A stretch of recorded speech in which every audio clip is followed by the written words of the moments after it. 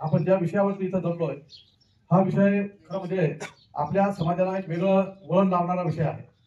आपल्याला माहित आहे की ज्या वेळेस बाबासाहेब आंबेडकरांनी घटना लिहिली आणि ती लागू केली त्यावेळेस संबंध देशामध्ये कुठल्या राज्यामध्ये कुठला समाज आहे आणि तो समाज किती मागासलेला आहे हे सगळा अभ्यास करून आणि मग त्या घटनेमध्ये त्यांना कोणत्या सवलती द्यायच्या तो कुठल्या दर्जाला ठेवायचा हे बाबासाहेबांनी अत्यंत विचारपूर्वक कमिटीच्या समोर हे सर्व विषय मांडून आणि मग त्याच्यामध्ये आपल्या घटनेमध्ये त्याचा क्रम दिलेला आहे।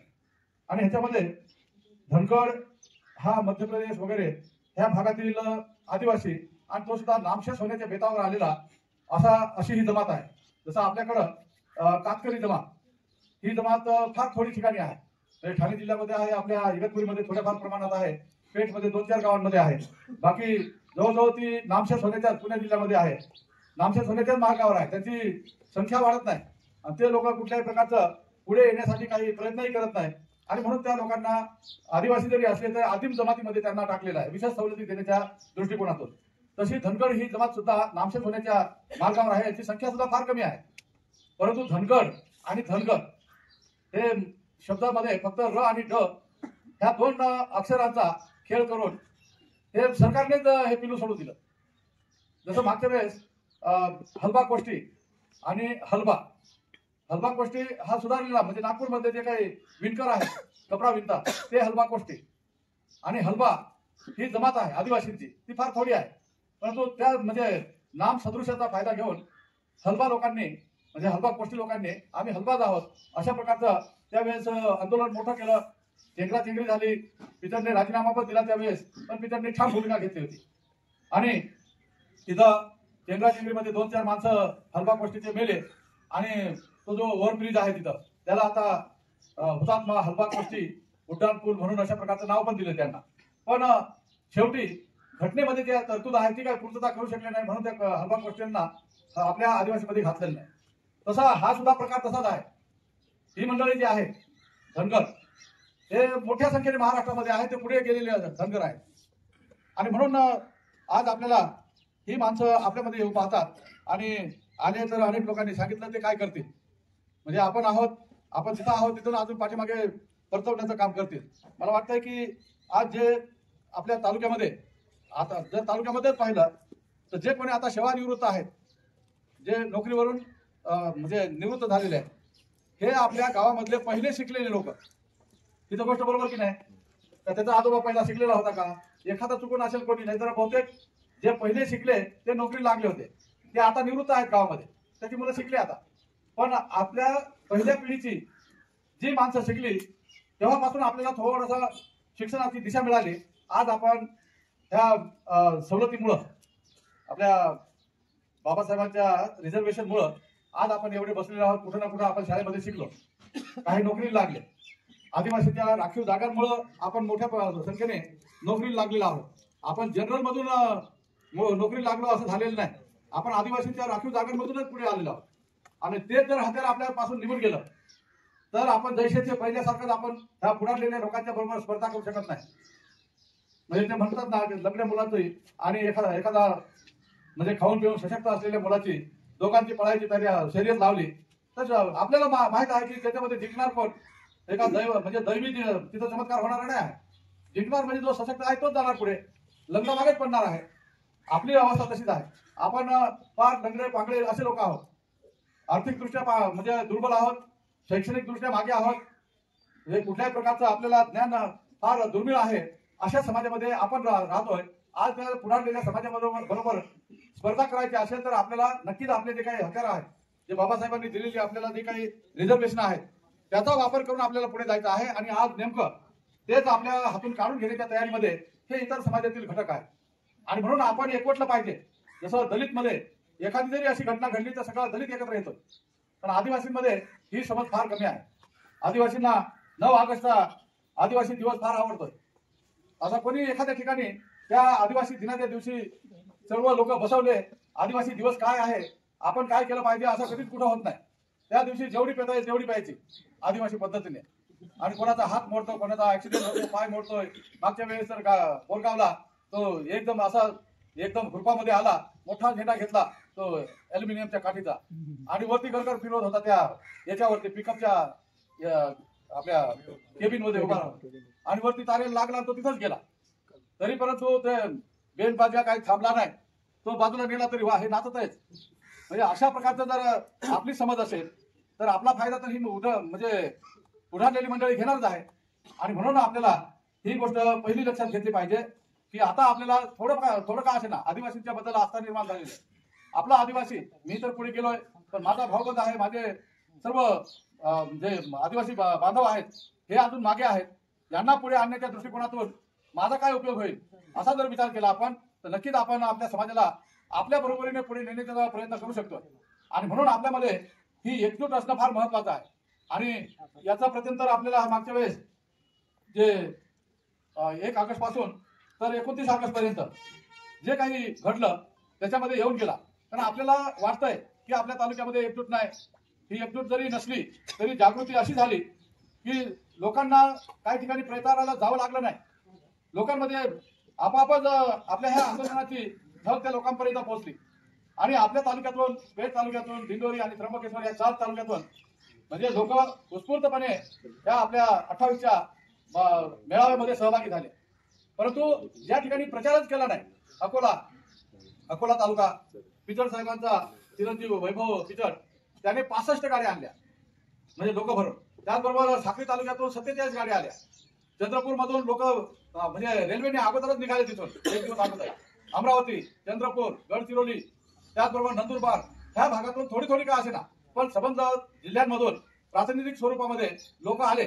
आणि आपल्याला वाटत नव्हतं आता आपण जे काही पेशाची भाषा करतोय, पेशा फंडाची वगैरे, परंतु हे लोक जे तिकडून आले त्याला पेशा काही मदत मिळाली नाही. हे स्वतःच्या ताकदीने आले. फक्त आदिवासी आहोत आणि तिथं काहीतरी लढाई चालू आहे, ह्या लढाईमध्ये आपण सुद्धा भाग घेतला पाहिजे म्हणून ती सगळी माणसं जमा झाली होती. ती कुठल्या तरी योजनेची, कुठल्या तरी मदतीची अपेक्षा करत बसले असते तर कोणी झालं नसतं. आणि म्हणून मला वाटतंय की आपण जे काही इथं चर्चा केली की फंड पण पाहिजे, गोष्ट बरोबर आहे. जे म्हणतात ना, म्हणजे पूर्वी म्हणायचे की सैन्य हे पोटावर चालतंय, म्हणजे सैन्याच्या पोटात अन्न असेल तर तो लढू शकतोय. तसा आज आपण अन्न पण पाहिजे आणि आपली ताकद पण पाहिजे, निधी पण पाहिजे. आज लढाई ही पायी नाही आहे. आज लढाई अत्यंत वेगवान अशा प्रकारच्या जगामध्ये आपल्याला लढाई करायची असेल तर त्याच वेगाने आपल्याला सुद्धा जावं लागतंय. आणि म्हणून आपल्याला जर एखादं आंदोलन करायचं ठरलं तर ते आंदोलन करताना आपल्याला खर्च पण येणार आहे. आणि तो खर्च उभा करायचा असेल तर आपण जे निरनिराळे मार्ग सुचवलेले आहेत त्याचा आपण म्हणजे अनुभव घ्यावा किंवा ते मार्गाचा आपण अवलंब करावा. परंतु मला वाटतंय की आपण म्हणजे आपण जे सगळे लोक आहोत असं जर आपण अनाऊन्स केलं की आदिवासींच्या ह्या न्याय हक्कासाठी जे सरकार आपल्या विरोधामध्ये काम करतंय त्यांच्याकडून न्याय मिळवून घेण्यासाठी आणि आदिवासीच्या हक्काचं रक्षण करण्यासाठी जे इथं लढाई लढतात त्यांना मदत म्हणून ज्याला जेवढं वाटेल तेवढी त्यांनी मदत करावी अशा प्रकारचं आवाहन जर केलं तर जे आता काही वक्त्यांनी सांगितलं की कोणाला फार मोठी रक्कम द्यायची नाही, कोणी लाज वाटेल असं पण कोणाला वाटायला नको की मी 10 रुपये देणार, कसं देणार. परंतु ज्याला जेवढे शक्य असेल तेवढं त्यांनी जर मदत केली, ज्याला पावती पाहिजे असेल पावती द्या, त्याला नसेल पावती त्याला गुप्त दान करायचं आहे त्याने तशा प्रकारे देऊन टाकलं पाहिजे. आणि त्याच्यासाठी एक आपल्या तालुक्याच्या पातळीवरती म्हणजे 5 लोकांची अशी फंड आपले काही निधी आदिवासी लढा फंड याच्यासाठी एक कमिटी करावी आणि त्या कमिटीने सगळा हिशेब ठेवावा. अशा प्रकारचं केलं तर मला वाटतं की आदिवासींवर कोणतंही संकट येऊ द्या, त्या फक्त आदिवासीच्या लढ्यासाठीच वापरायची, त्याच्यात दुसरं कुठलंही राजकारण नको, काहीच नको.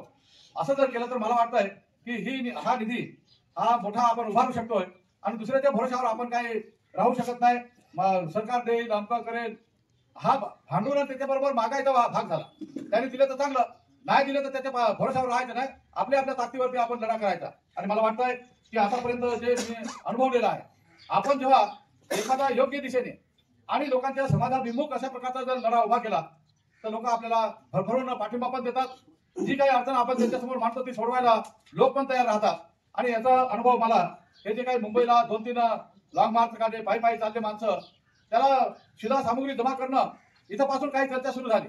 परंतु जेव्हा प्रत्यक्ष तारीख निघाली, तारीख उजाडली, निघायची तयारी झाली, त्यावेळेस आपापल्या लोकांनी इकडून तिकडून कोणीतरी हातभार लावला, लोकांना पैसे दिले, लोकांना धान्य पण दिलं, लोकांना जे साधन होतं ते दिलं. कोणाजवळ ट्रॅक्टर होतं ट्रॅक्टर दिलं, ट्रॅक्टरसाठी डिझेल लागतंय गावाला वर्गणी केली, पैसे त्या डिझेल भरण्यासाठी दिले. हे सगळंच काही इतकं म्हणजे थोड्या अवधीमध्ये जवळजवळ 15-1 दिवसामध्ये ही संपूर्ण तयारी झाली. आणि 1900 आपले 2018चा जो लॉंग मार्च झाला, त्या लॉंग मार्च मध्ये एकदम लोक सगळ्या तयारीनिशी मुंबईपर्यंत गेले, मुंबईहून परत आले, तरी त्यांना कोणाचा सीधा संपला अशी तक्रार आली नाही.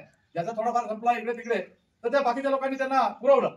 आणि म्हणून मला वाटतंय एक वेळेस लोकांना पटेल अशी लढाई जर सुरू झाली, आपल्या हक्कासाठी आपण लढतो हे लोकांना पटलं, तर आज एवढी काही आळाणी प्रजा नाही आहे. जो कोणी आहे सुशिक्षित जरी आपले अशिक्षित जरी असेल तर त्याची मुलं शिकलेली आहेत, काही सगळी वाया गेलेली पोरं आहेत असं आपण समजतो, तसं काही नाही आहे. आपण सगळे मिळून जर लढायला लागलो तर लोक आपल्याला हातभार लावल्याशिवाय राहत नाही. आणि म्हणून मला वाटतंय की अशा प्रकारचा हा लढा आपण पुन्हा उभा करायचा असेल तर जे काही आता मोहनरावने सांगितलं, अजून कोणतरी सांगितलं की सुरगाणा तालुका हा केंद्र आहे, हा लढ्याचं केंद्र आहे.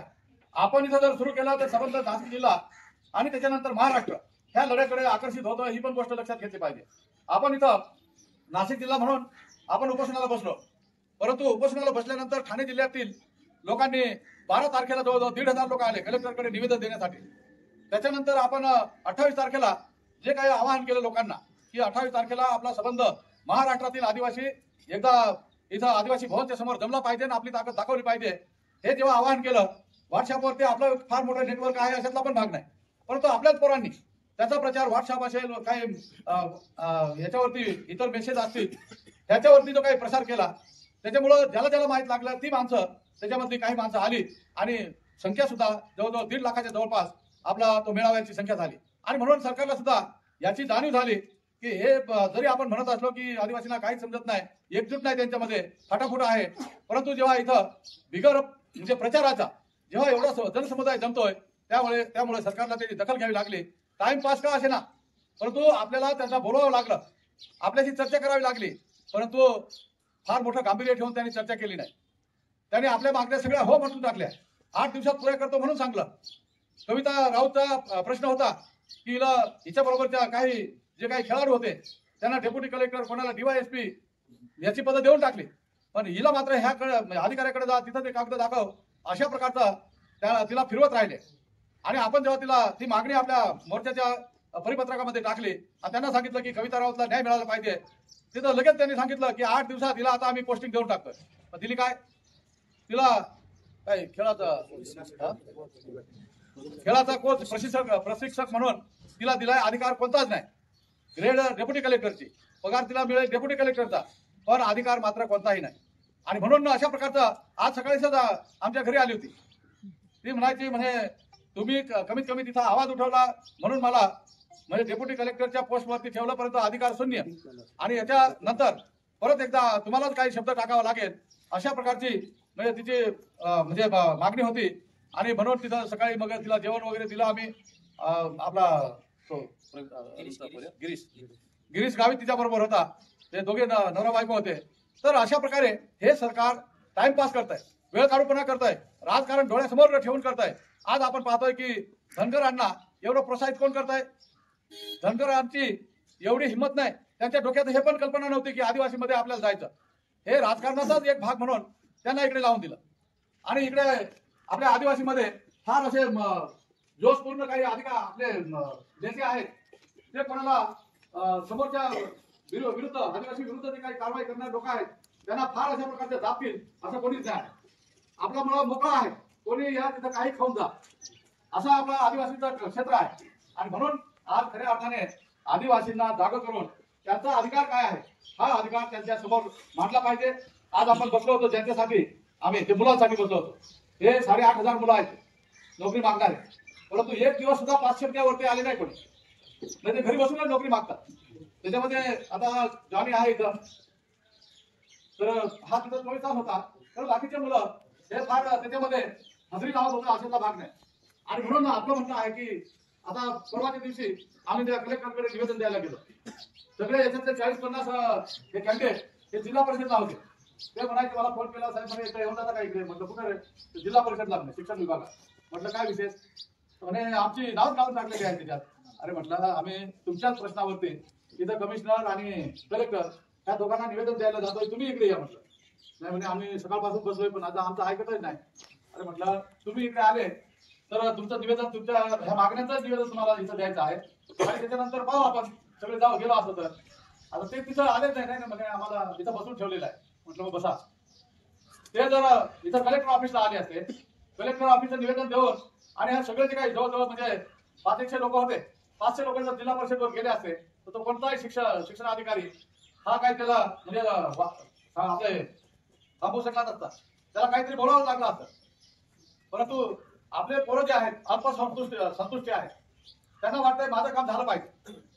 परंतु आज जे आपण बसलेले आहोत हे आपण कोणी मला नोकरी पाहिजे किंवा दुसऱ्याला फायदा पाहिजे, हे मला एखादा योजना पाहिजे याच्यासाठी नाही आहोत.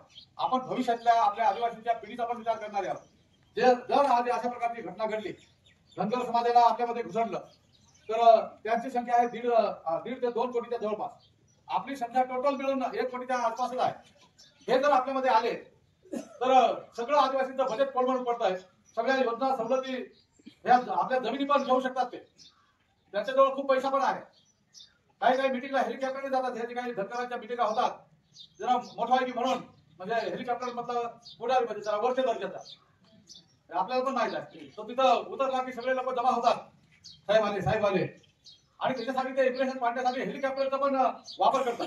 आणि आपल्याकडचा माणूस जो नोकरी लागलाय तो सुद्धा फार काही लोकांजवळ फोर व्हीलर आहे, बाकी त्यांच्याकडे मोटरसायकली आहेत.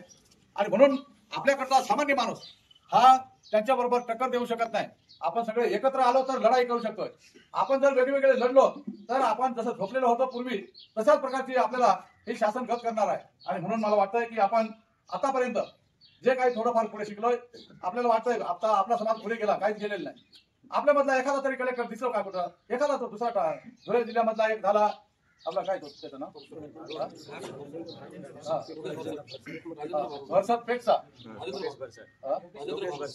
हा राजेंद्र भारूड, तो एक आणि हे भरसट. तर हे दोघे म्हणजे कलेक्टर झाले. पण सर्रास आपले जे काही सवलतीमधून एखादा पुढे जाऊन कोणी कमिशनर झाला, पोलीस कमिशनर झाला, रेव्हेन्यू कमिशनर झाला, मंत्रालयामध्ये कोणीतरी चीफ सेक्रेटरी झाला, डेप्युटी चीफ सेक्रेटरी झाला, असं कोणी झालेलं नाही. कोणी मंत्रिमंडळामध्ये राखीव जागा आहे म्हणून ते एक आदिवासीचा घेतात. तो म्हणजे त्याच्यावर कोणी टीका करू नये म्हणून घेतात. नाही तर त्यांच्या हे जर नसलं तर ते कोणीच घेतला नाही तरी ते कोणी काय आपला कुरकुर करणार नाही. आता मागच्या वेळेस आदिवासी विकास मंत्री बबनराव पाचपुते आपल्या पाथर्डी मतदारसंघात नगर जिल्ह्यातल्या. तर ही माणसं आपल्या आदिवासी समाजाचं नेतृत्व करणारी ही माणसं तुमचं कधीच भलं करत नाही. बबनराव पाचपुतेने पुरी आश्रमशाळा आणि आदिवासी विकास पुरा सफाई करून टाकला. त्याला काही पडलेलंच नाही आदिवासींचं. आणि म्हणून मला वाटतंय की आता खरं म्हणजे ही आपली लढाई ही आता समाजाला बरोबर घेऊन आपल्याला उतरावं लागणार आहे. आणि काही आता म्हणतात, आता मोहनरावने तक्रार केली की आपले काही लोक आपल्याला शिवाय देत होते, कोणी गेलं नाही. आता असं आहे, काही कुठेतरी नाराज होतात. आपण तर सगळ्यांना सांगितलं होतं की अँब्युलन्स आली तरी ती सोडून द्यायची. काही एखाद्या साध्या गाडीमध्ये पेशंट आहे आपल्याला दिसतोय तरी ती गाडी सोडून द्यायची, रस्ता मोकळा करून द्यायचा. हे सगळीकडे आपण सगळ्यांना सूचना दिल्या होत्या. आणि मला नाही वाटत की कोणी अडवलं. अनेक ठिकाणी हातगडला पण 2-3 गाड्या अशा आल्या, त्या काढायला लावल्या आपण. इथं सुद्धा म्हणजे आपला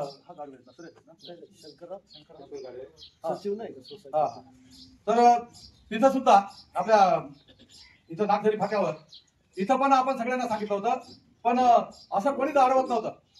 आपण बहुतेक ठिकाणी आजारी लोकांना तर अजिबातच नाही, शाळेतल्या मुलाला अडवायचं नाही, अशा प्रकारचा आपण क्लिअर कट सूचना दिल्या होत्या. आणि कोणी पण मूर्खपणा असा केला नाही. आपल्याला सरकार बरोबर भांडायचं, आपल्या लोकांना अडवून काय मिळणार आहे.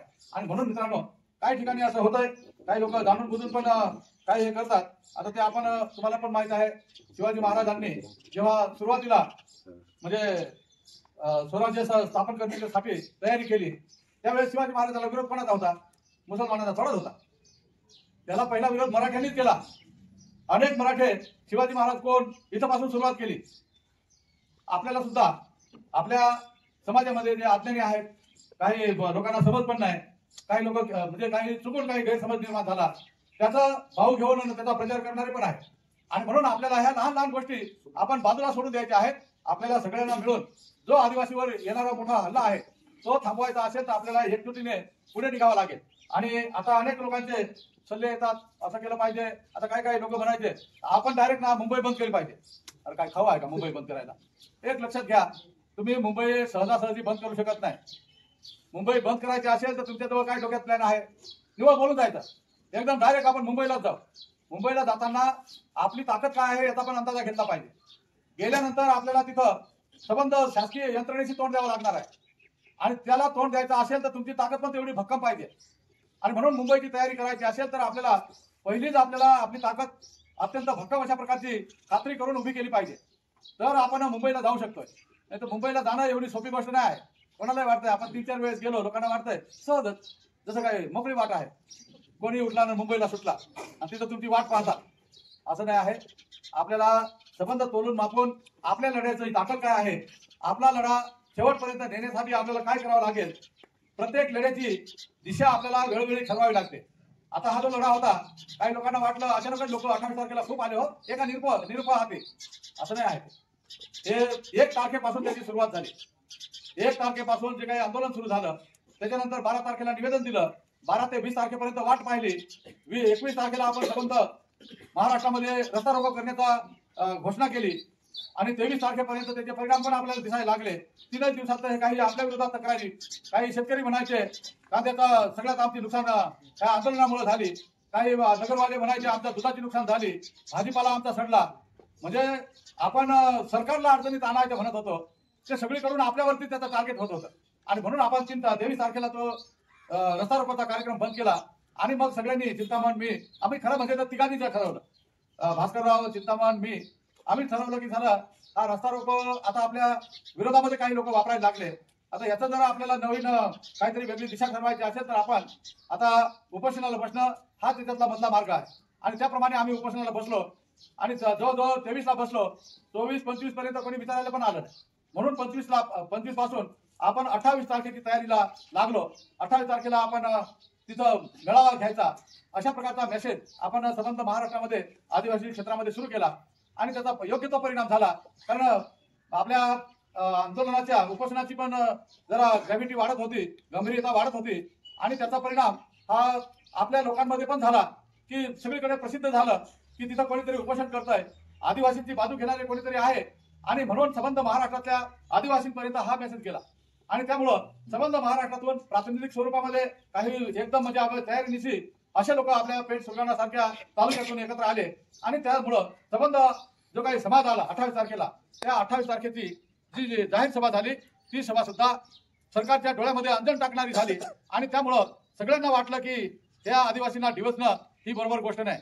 पण आपण तो लगेच आपल्याला बोलवलं दुसऱ्या दिवशी, खरं म्हणजे 30 तारीख दिली होती. पण मोर्चा पाहिल्यानंतर, मोर्चाचा रिपोर्ट केल्यानंतर त्यांनी लगेच आपले 29 केली आणि 29ला आम्ही गेल्यानंतर चर्चा झाली.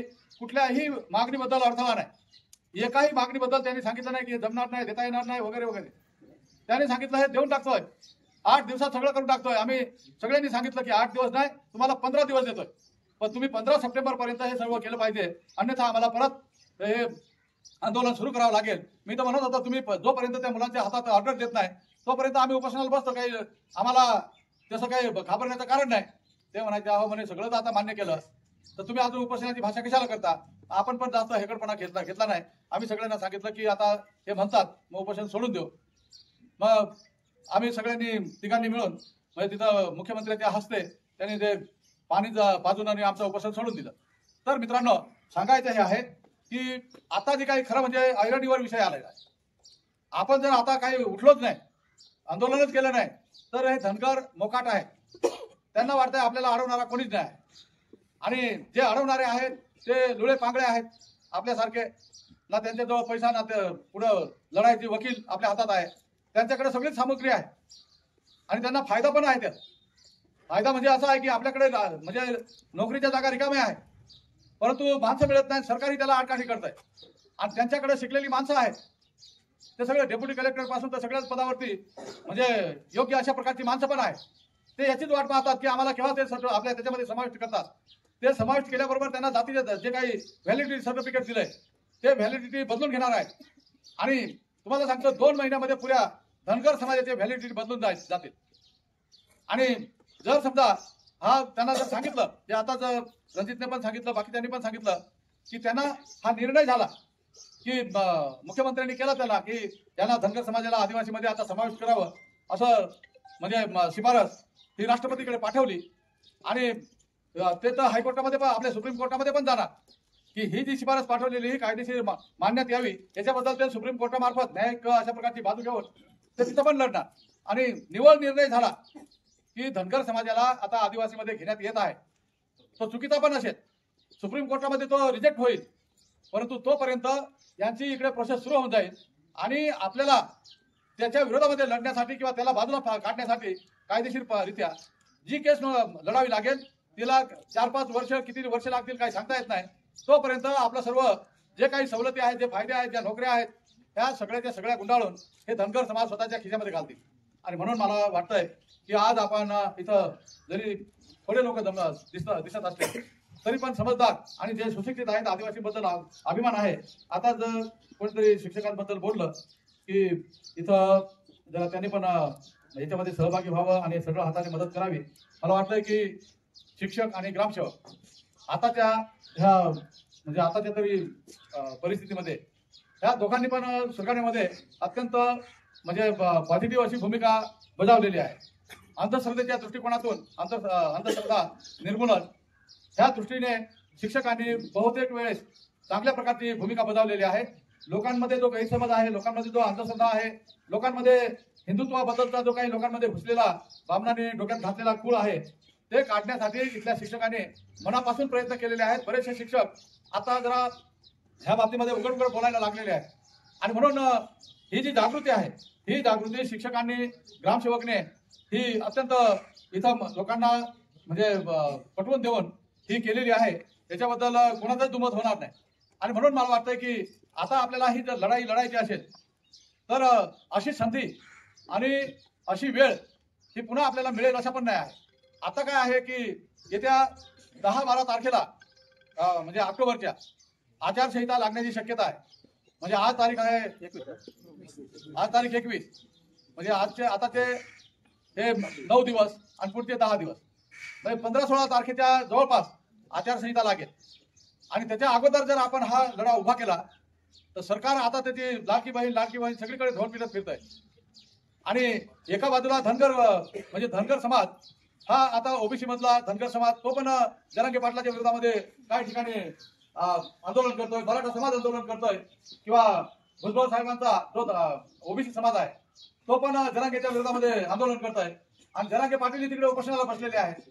त्याच्याबरोबर लाखो मराठा समाज जवळजवळ 6 ते 7 कोटी समाज हा जरांगे पाटलाच्या बाजूने आहे आणि आपण जर अशा परिस्थितीमध्ये आपला लढा उभा करण्याचा प्रयत्न केला तर नक्कीच महाराष्ट्राच्या राजकारणाला एक वेगळं वळण पण लागू शकतंय आणि म्हणून आज मला वाटतंय की सरकार अशा खिंडीमध्ये आहे की त्याला अजून आपण अडचणीत आणलं तर कमीत कमी आपला प्रश्न तरी सुटून मार्गी लागू शकतो आणि म्हणून तो अशा प्रकारचा दूरदृष्टी ठेवून आपण जर ह्या लढ्याकडे पाहिलं तर मला वाटतंय की त्याच्यामध्ये काहीतरी सरकारला निर्णय घ्यावा लागेल आणि किमान ह्या धनगरांना सुद्धा म्हणजे आता कुठलं आश्वासन देणार नाही अशा प्रकारची जरी तजवीज झाली तर पुढच्या 2 महिन्यामध्ये नवं सरकार येणार ते नवं सरकार आल्यानंतर त्याच्यामध्ये कोण सत्तेवर येत आहे याच्यावरती पुढची आपली पण म्हणजे आपलं भविष्य अवलंबून राहणार आहे आणि म्हणून तोपर्यंत वेळ जर निघून गेला तर आपल्याला वेळ पण मिळतो विचार करायला लढ्याची तयारी करायला आणि भविष्यामध्ये काय जे घडेल त्याच्यासाठी आपल्याला म्हणजे इथं सक्षमपणे आपली म्हणजे लढाईची तयारी करणं हे आपल्याला करावं लागणार आहे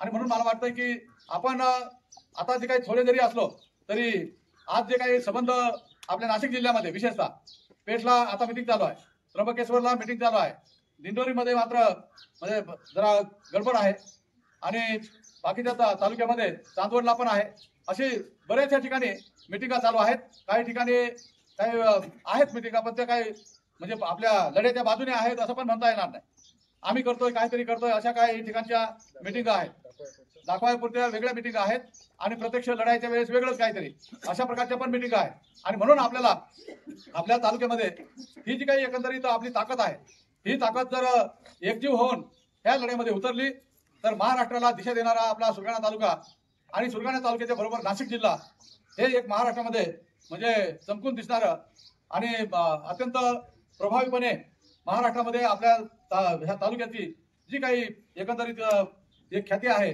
ती अजून आपल्याला वरती दिसेल आणि खरा म्हणजे आपल्याला जो काही आदिवासीवर होणारा हल्ला हा हल्ला थांबवण्याच्या दृष्टिकोनातून आपल्याला सगळ्यांना तयारी करावी लागेल अशा प्रकारची मला खात्री वाटते. आणि म्हणून मी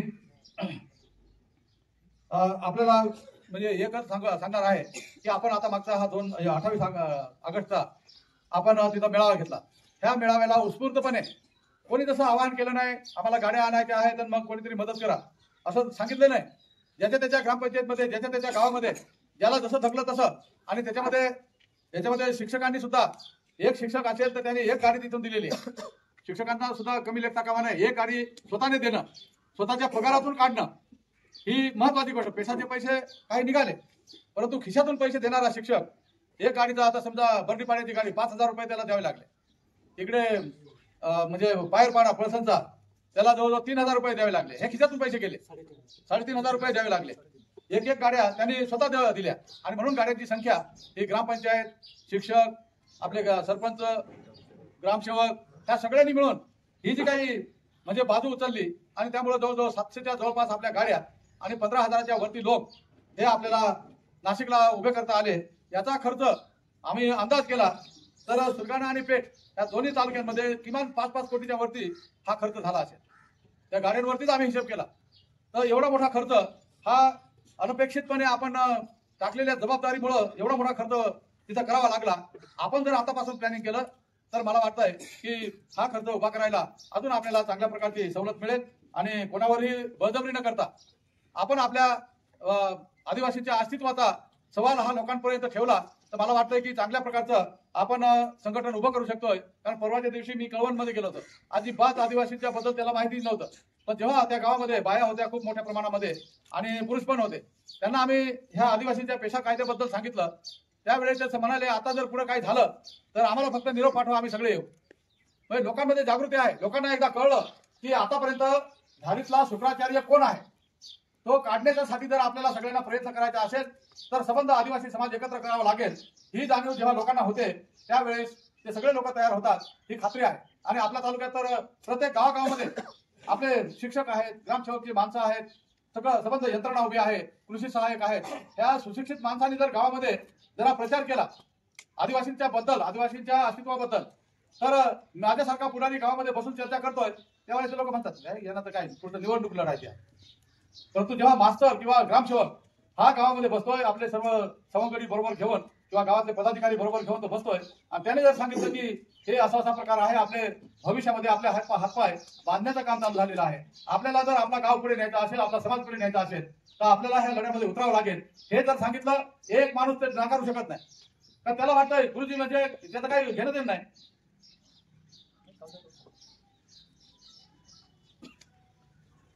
गुरुजींना फक्त नोकरी करायची आहे हे गावाल्याला पण कळतंय. परंतु जेव्हा गुरुजी लोकांमध्ये बसून जेव्हा लोकांच्या भल्याची गोष्ट सांगतोय त्यावेळेस लोक त्याच्या 100% ऐकतात. ग्रामसेवक त्याने सांगेल त्याचं पण ऐकतात. कृषी सहाय्यक त्याचं पण ऐकतात. अजून जे काही वेगवेगळे पदावरती अंगणवाडी असेल अंगणवाडी सुद्धा तिच्या अंगणवाडीच्या परिक्षेत्रामध्ये काही बायांना जर तिने सांगितलं तर तिचं पण ऐकतात. आणि म्हणून सुशिक्षित वर्ग जो आहे मग तो सरकारी नोकरीत असो किंवा इतर निमसरकारी नोकरीमध्ये असो त्याने जर प्रचार हाती घेतला तर आपल्याला जसं मोहनराव म्हणायचा गाडी घेऊन ओरडत फिरायची गरज नाही. हे प्रत्येकाच्या कानापर्यंत तिथल्या जर सज्ञान अशा प्रकारच्या पदाधिकाऱ्याने अधिकाऱ्याने तिथल्या कर्मचाऱ्याने हे जर सांगितलं तर मला वाटतंय की प्रचाराची फार मोठी आपल्याला फळी उभी करायची गरज नाही. पण तरीही आपण एक भाग म्हणून आपल्या संबंध तालुक्यामध्ये अशा प्रकारचा कानाकोपऱ्यापर्यंत प्रचार जाईल अशा प्रकारचं यंत्रणा आपल्याला ती पण राबवावी लागेल. तेव्हा मित्रांनो मला वाटतंय की आम्ही परवाच्या दिवशी जेव्हा निवेदन द्यायला गेलो होतो तेव्हा तिथं असं ठरलं की पुढचं आंदोलन कुठल्या स्वरूपाचं राहील. आता कुठल्या स्वरूपाचं राहील हे नीटपणे अभ्यास करून आणि चांगल्या प्रकारचं पुढचं पाऊल टाकल्यानंतर ते मागे आपल्याला फिरता का म्हणजे मागे सरकायला नको ते आपण पुढे गेलं पाहिजे अशा प्रकारचा पक्का विचार करून आणि पक्का निर्धार करून आपल्याला ते आंदोलनाची दिशा ही फिक्स करावी लागेल. तेव्हा घाई गर्दीमध्ये कोणीतरी सांगतोय मुंबईला एकदमच चला तिथं मुंबईवरती चक्का जाम करून टाकू म्हणजे मुंबई बंद करायची. कोणी म्हणतोय नॅशनल हायवे बंद करायचा. आता याचे परिणाम पण आपण विचारात घेतले पाहिजेत.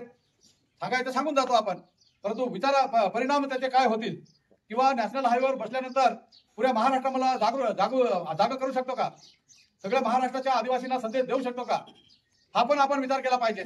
आणि म्हणून अत्यंत विचारपूर्वक अशा प्रकारचा निर्णय घेऊ, ज्या निर्णयानंतर आपल्याला परत फिरायची गरज येणार नाही आणि सरकारला आपल्या समोर वाकावं लागेल अशा प्रकारचा निर्धार करूनच आपण पुढचं नियोजनाची म्हणजे आखणी करू, अशा प्रकारची माझी सूचना आहे। आणि ती आखणी करताना म्हणजे जे काही प्रमुख लोक आहेत त्या सगळ्यांना विश्वासात घेऊन आणि मग ती आखणी केली जाईल। सगळ्यांनी गोंधळ करायचं काही कारण नाही। आणि मला माहित आहे की मागच्या वेळेस आम्ही तिघांनी निर्णय घेतला, पण तुम्ही सगळ्यांनी आमच्या निर्णयावरती विश्वास ठेवून सगळं जो काही प्रचार आणि लोक जमा करण्याचं काम अत्यंत जिद्दीने केलं, हे तिघांच्या निर्णयावर झालं। आता तर आम्ही अजून त्याच्यापेक्षा वास्ट अशा प्रकारच्या जे काही पदाधिकारी आहेत त्यांच्या बरोबर चर्चा करून आणि मग निर्णय घेऊ। पण तो निर्णय असा राहील की सरकारला सुद्धा झुकावं लागेल अशा प्रकारचा निर्णय आपल्याला करावा लागेल। निवळ काहीतरी टामटूम करायची आणि शिंदे सरकारने बोलवायचं, अहो एकदा झालं ना तुमच्या मागण्या मान्य आहे, आता परत एकदा मागण्या मान्य आहे। आता हे आपल्याला परिपाठ झालेलं आहे, त्याच्या शब्दाला काय किंमत आहे हे पण आपण पाहतोय। आणि म्हणून मित्रांनो, आपण जो लढा उभा करू तो लढा सगळ्या दृष्टीने परिपक्व आणि सर्वसमावेशक अशा प्रकारचा राहील।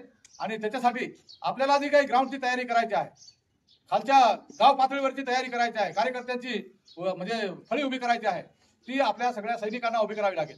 आणि मला खात्री आहे की आता जे काही मागच्या याच्यामध्ये 28 ऑगस्टला जो मेळावा झाला त्याच्यामध्ये आपण झाडून सगळे कामाला लागलो होतो आणि त्याच्या यथाशक्तीप्रमाणे आपण लोक जमा करण्याचा प्रयत्न केला आणि ते सगळे लोक आपण नाशिकला उभे केले। एवढंच की सगळ्याच पक्षाचे होते, त्यामुळे त्याच्यामध्ये थोडा शिस्तचा भाग कमी होता। आपण मागच्या वेळेस मुंबईला गेलो होतो आणि घाटातून जेव्हा तो मोर्चा पास होत होता, आपण 10 लोकांच्या लाईनी लावल्या होत्या आणि ड्रोनने ते फोटो आलेले आहेत, ते अजूनही पाहतोय आपण। तेव्हा त्या 10 लाईनीमध्ये कुठेही डिस्टर्ब नाही, 10ची लाईन ही तशाच प्रकारची पुढे चालत राहत होती। पण इथं ते त्या दिवशी कोणीतरी म्हणत होतं की कोणी कोणाचं ऐकत नाही, कोणाला वाटायचं मी पुढे जायला पाहिजे, तो कोणी कुठून पळायचा आणि फार कुठेतरी लांब जायचं आहे असं पण नाही। आपल्याला आदिवासी भवनलाच जायचं होतं। आपण सुद्धा एक आपल्या आदिवासींची शिस्त ही जर पक्क्या पद्धतीने दाखवली, समोरची माणसं पण इम्प्रेस होतात।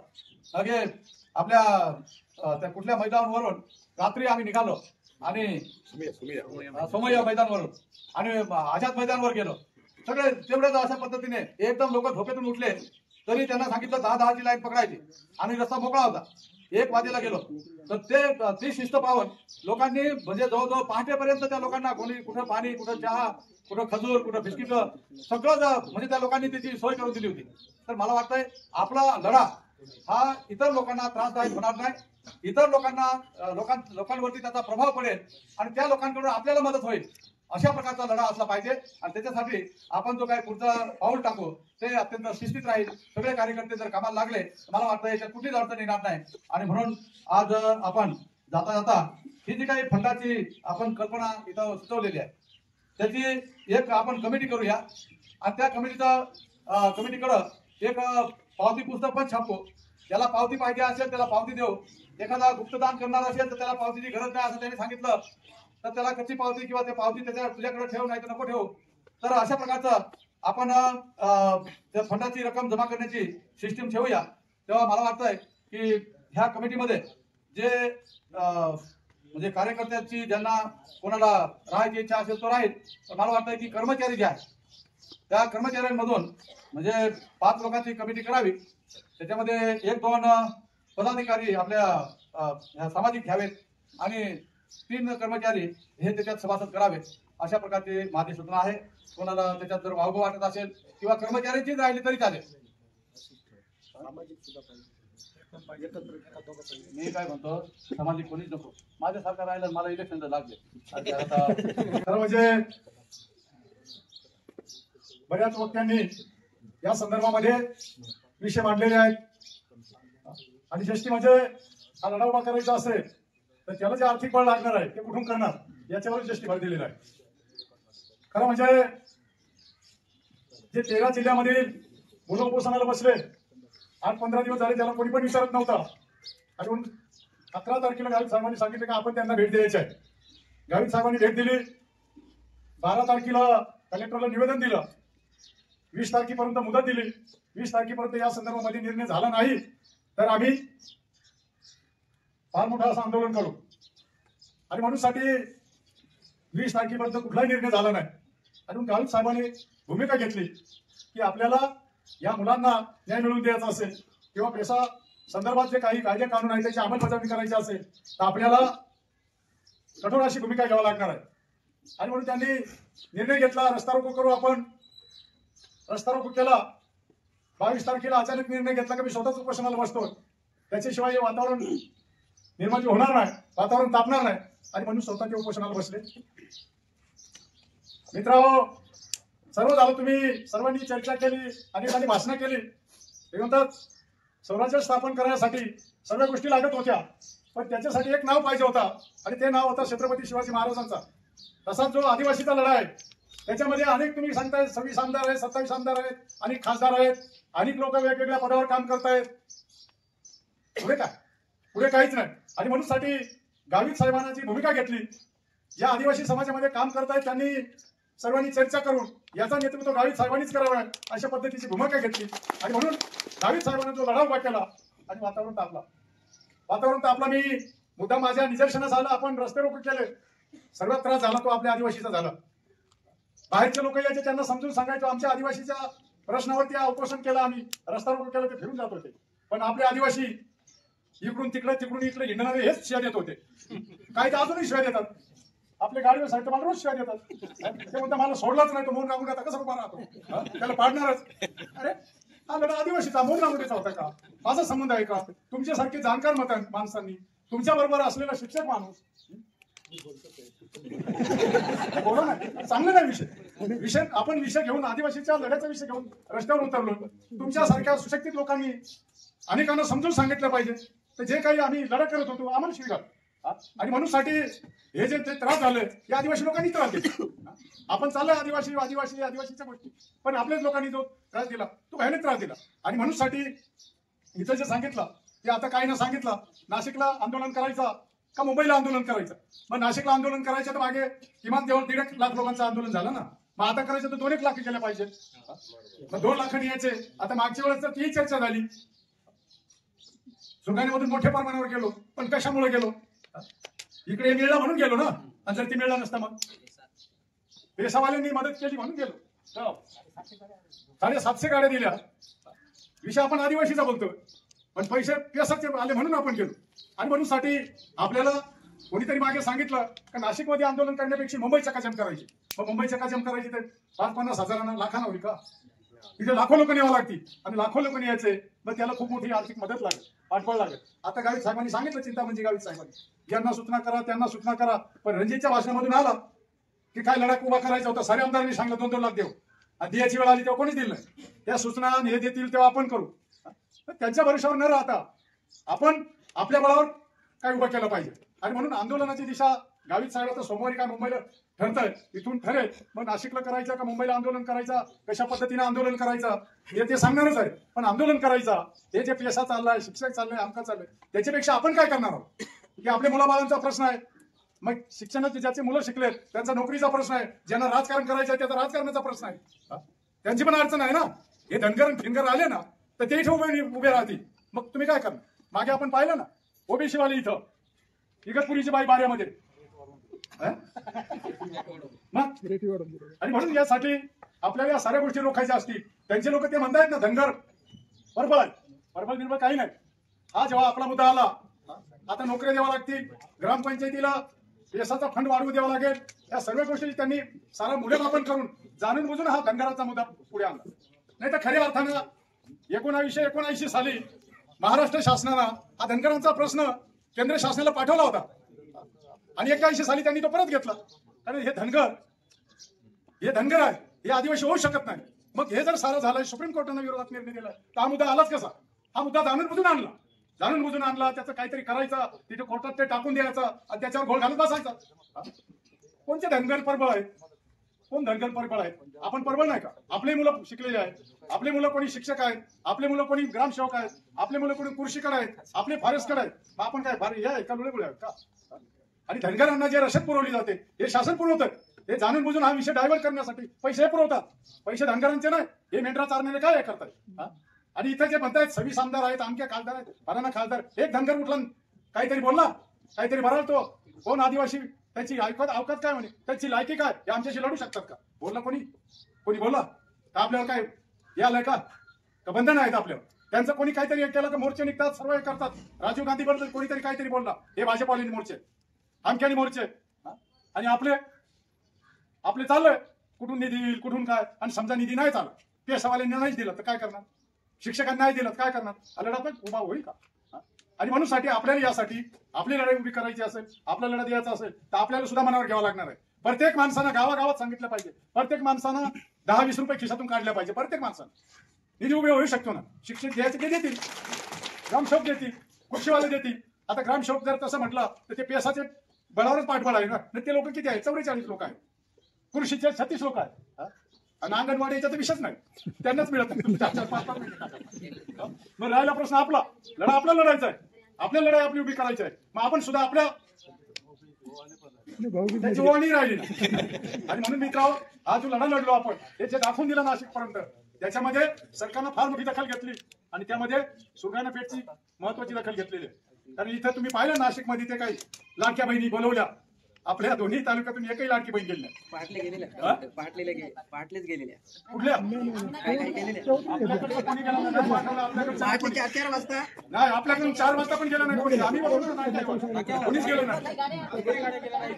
म्हणून यांनी कोणीच पाठवलं नाही. आपल्याकडे आपल्या ज्या अंगणवाडीच्या महिला आहेत त्यांनी सुद्धा अत्यंत चांगली भूमिका घेतली. कारण त्यांना आदेश होते तुम्ही महिला पाठवा, पोलीस पाटलांना आदेश होते सर्वांना.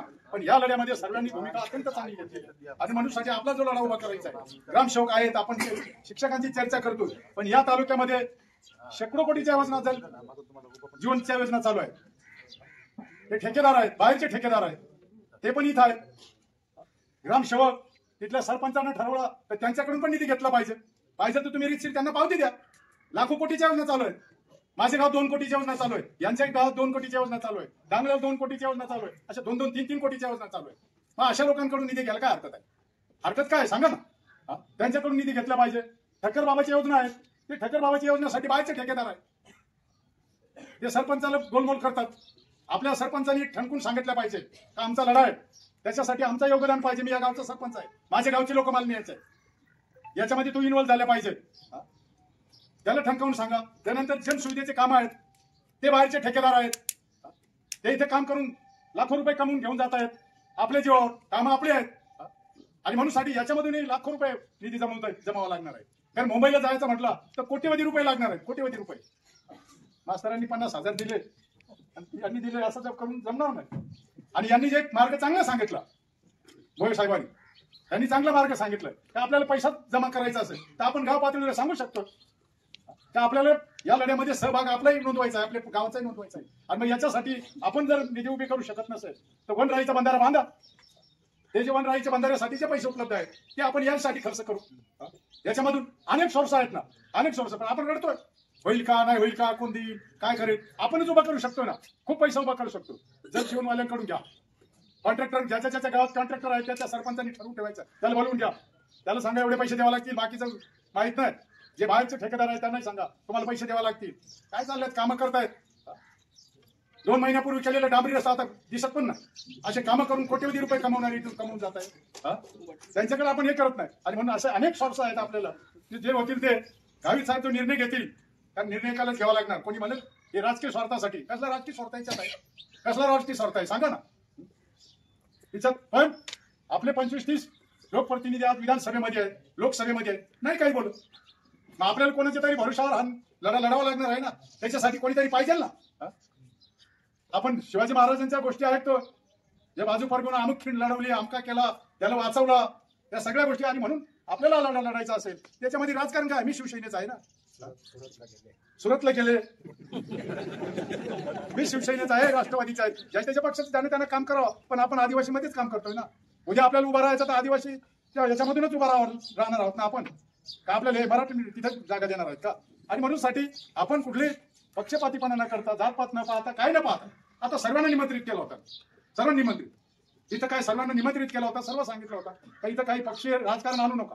आपल्या आदिवासीसाठी आपल्याला लढा उभा करायचा आहे. आपण लढा उभा केला, आपल्याला आश्वासन दिलं, पण त्या आश्वासनाची काय पूर्तता केली, काहीच पूर्तता केली नाही. आणि त्या आश्वासनाची पूर्तता होऊ नये. आणि म्हणून साठी धनगराचा विषय आणला. आणि मग हे आणून पाडायचं असेल आपल्याला, याला विरोध करायचा असेल, परकर विरोध करायचा असेल तर आपल्याला आपण जे मागचं आंदोलन केलं त्याच्यापेक्षा तीव्र आंदोलन करावं लागणार. आणि त्याचं मुख्य सूत्रधार त्या लढ्याचे आपण सारे सुरगानकर असू, सारे सुरगानकर आहोत आपण. आणि म्हणून साठी आपल्याला मागच्या लढ्यामध्ये सुरगानकरांनी चांगल्या पद्धतीने भाग घेतला.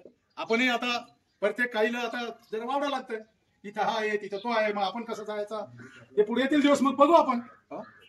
जेव्हा आमच्या अगदी मरणाचा प्रश्न आदिवासीचा आलाय तेव्हा हे नाही, तेव्हा बघू ना. यांना सांगितलं तर राग येतो आणि म्हणून साठी आपल्याला हा लढा उभा करायचा. मी सांगितल्याप्रमाणे अनेक सोर्स आहेत. प्रत्येक गावात आपली ग्रामपंचायत आहे.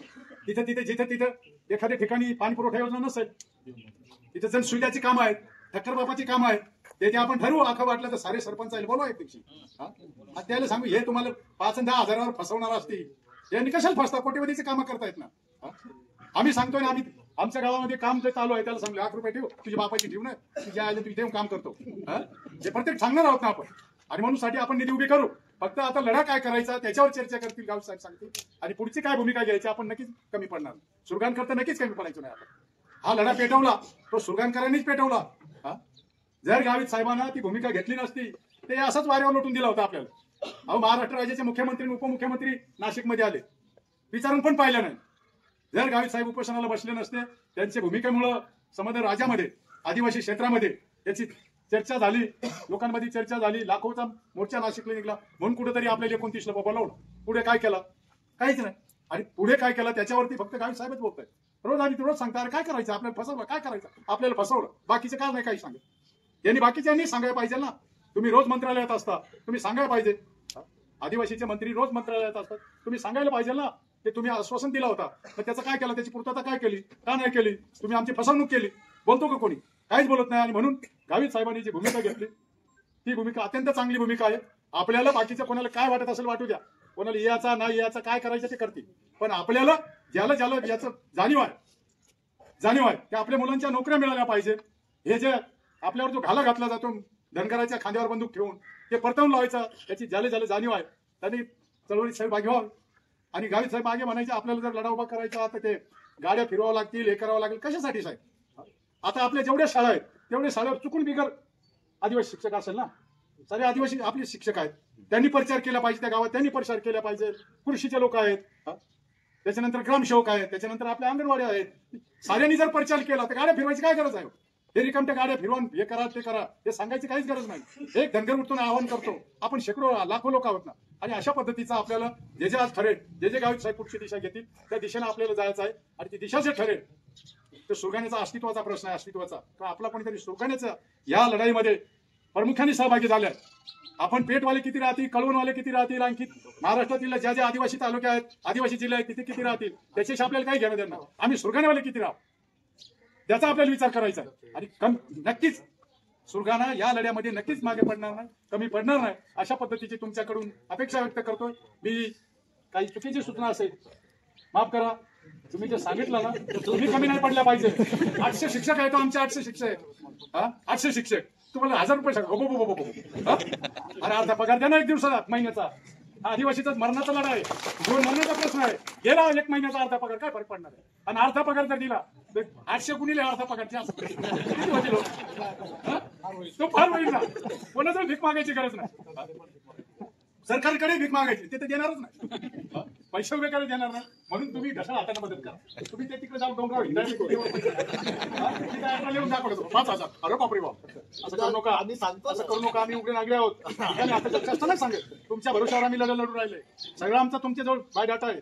आम्ही जर रात्रंदिवस लढा करतोय तर तुम्हाला 2 पैसे घेता येत ना. आता या समाजासाठी तुमचा हातभार लावा की तुम्हाला वाटलं पाहिजे माझ्या समाजासाठी मी खारीचा वाटा उचलला आणि त्याच्यामुळे समाजाला न्याय मिळाला, याचा आनंद तुम्हाला मिळाला पाहिजे. आम्हाला काय मिळवायचं आहे आता सांगा ना. उमेदवारी केलं तिथे पाडून टाका. आता मिळवायचं काय? हे जसे बोलले ना नाशिकला, आता मी नेल्याशिवाय न्याय मिळणार नाही. ऐकून वाईट वाटायचं, खरं सांगायचं वाईट वाटायचं. कशासाठी? त्यांना काही नाही का? त्यांना काही नाही का? चिंतामण बरी आहे, गावित साहेब बरे आहेत, सगळे बरे. तरी एवढा निर्णय ते तर म्हणे नाही ती काय तुम्ही एक जरी मिळाला तरी न्याय मिळेल म्हणे. आणि म्हणून आपण हे जे चाललंय आपण खरंच निधी उभी करू. आम्ही ठेकेदारी वर्गात फिरतो. तुम्ही तुमच्या पद्धतीनं जरा जोरात हिमतीनं लागा, कुत्राईपणा नका करू. इकडे घालू. आणि ग्रामसेवक आहेत ते बिचारे आपण आपल्याच याच्यात आहेत, ते आपण जे करू ते करतील. कारण तो क्षेत्रच आपल्या हातात आहे ना, तो क्षेत्रच आपल्या हातात आहे. त्याच्यामुळं तरी ते मागे नाही. त्यांनी गावित साहेबांनी सांगितलं, त्यांनी भूमिका घेतली, बऱ्यापैकी आपल्याला हातभार लावला आणि त्याच्यामुळे आपल्याला जायला मिळालं. तर अशा पद्धतीचं सर्वांनी राग मानू नका. एक तुम्ही आमच्या हात म्हणून बोललोय, आमच्या हात आणि तुमच्या बळावर आम्ही काही करू शकतो ही अशा अपेक्षा आहे म्हणून बोललोय. आणि म्हणूनसाठी सुरगाण्यात या लढ्यात जो पुढचा लढा होईल त्याच्यामध्ये सुरगाणा त्याचं नावच निघलं पाहिजे का सुरगाण्यात सर्वात जास्त ताकद सुरगाण्याची होती. अशा पद्धतीच्या या लढ्यामध्ये आपण भाग घेऊ. एवढाच बोलतोय आणि थांबतोय. जय हिंद, जय महाराष्ट्र. यानंतर आमदार गावित साहेबांबरोबर ज्यांनी अत्यंत महत्वाची भूमिका बजावली ते आपले तालुक्याचे ज्येष्ठ नेते आदरणीय चिंतामणजी गावित यांनी आपले विचार मांडले.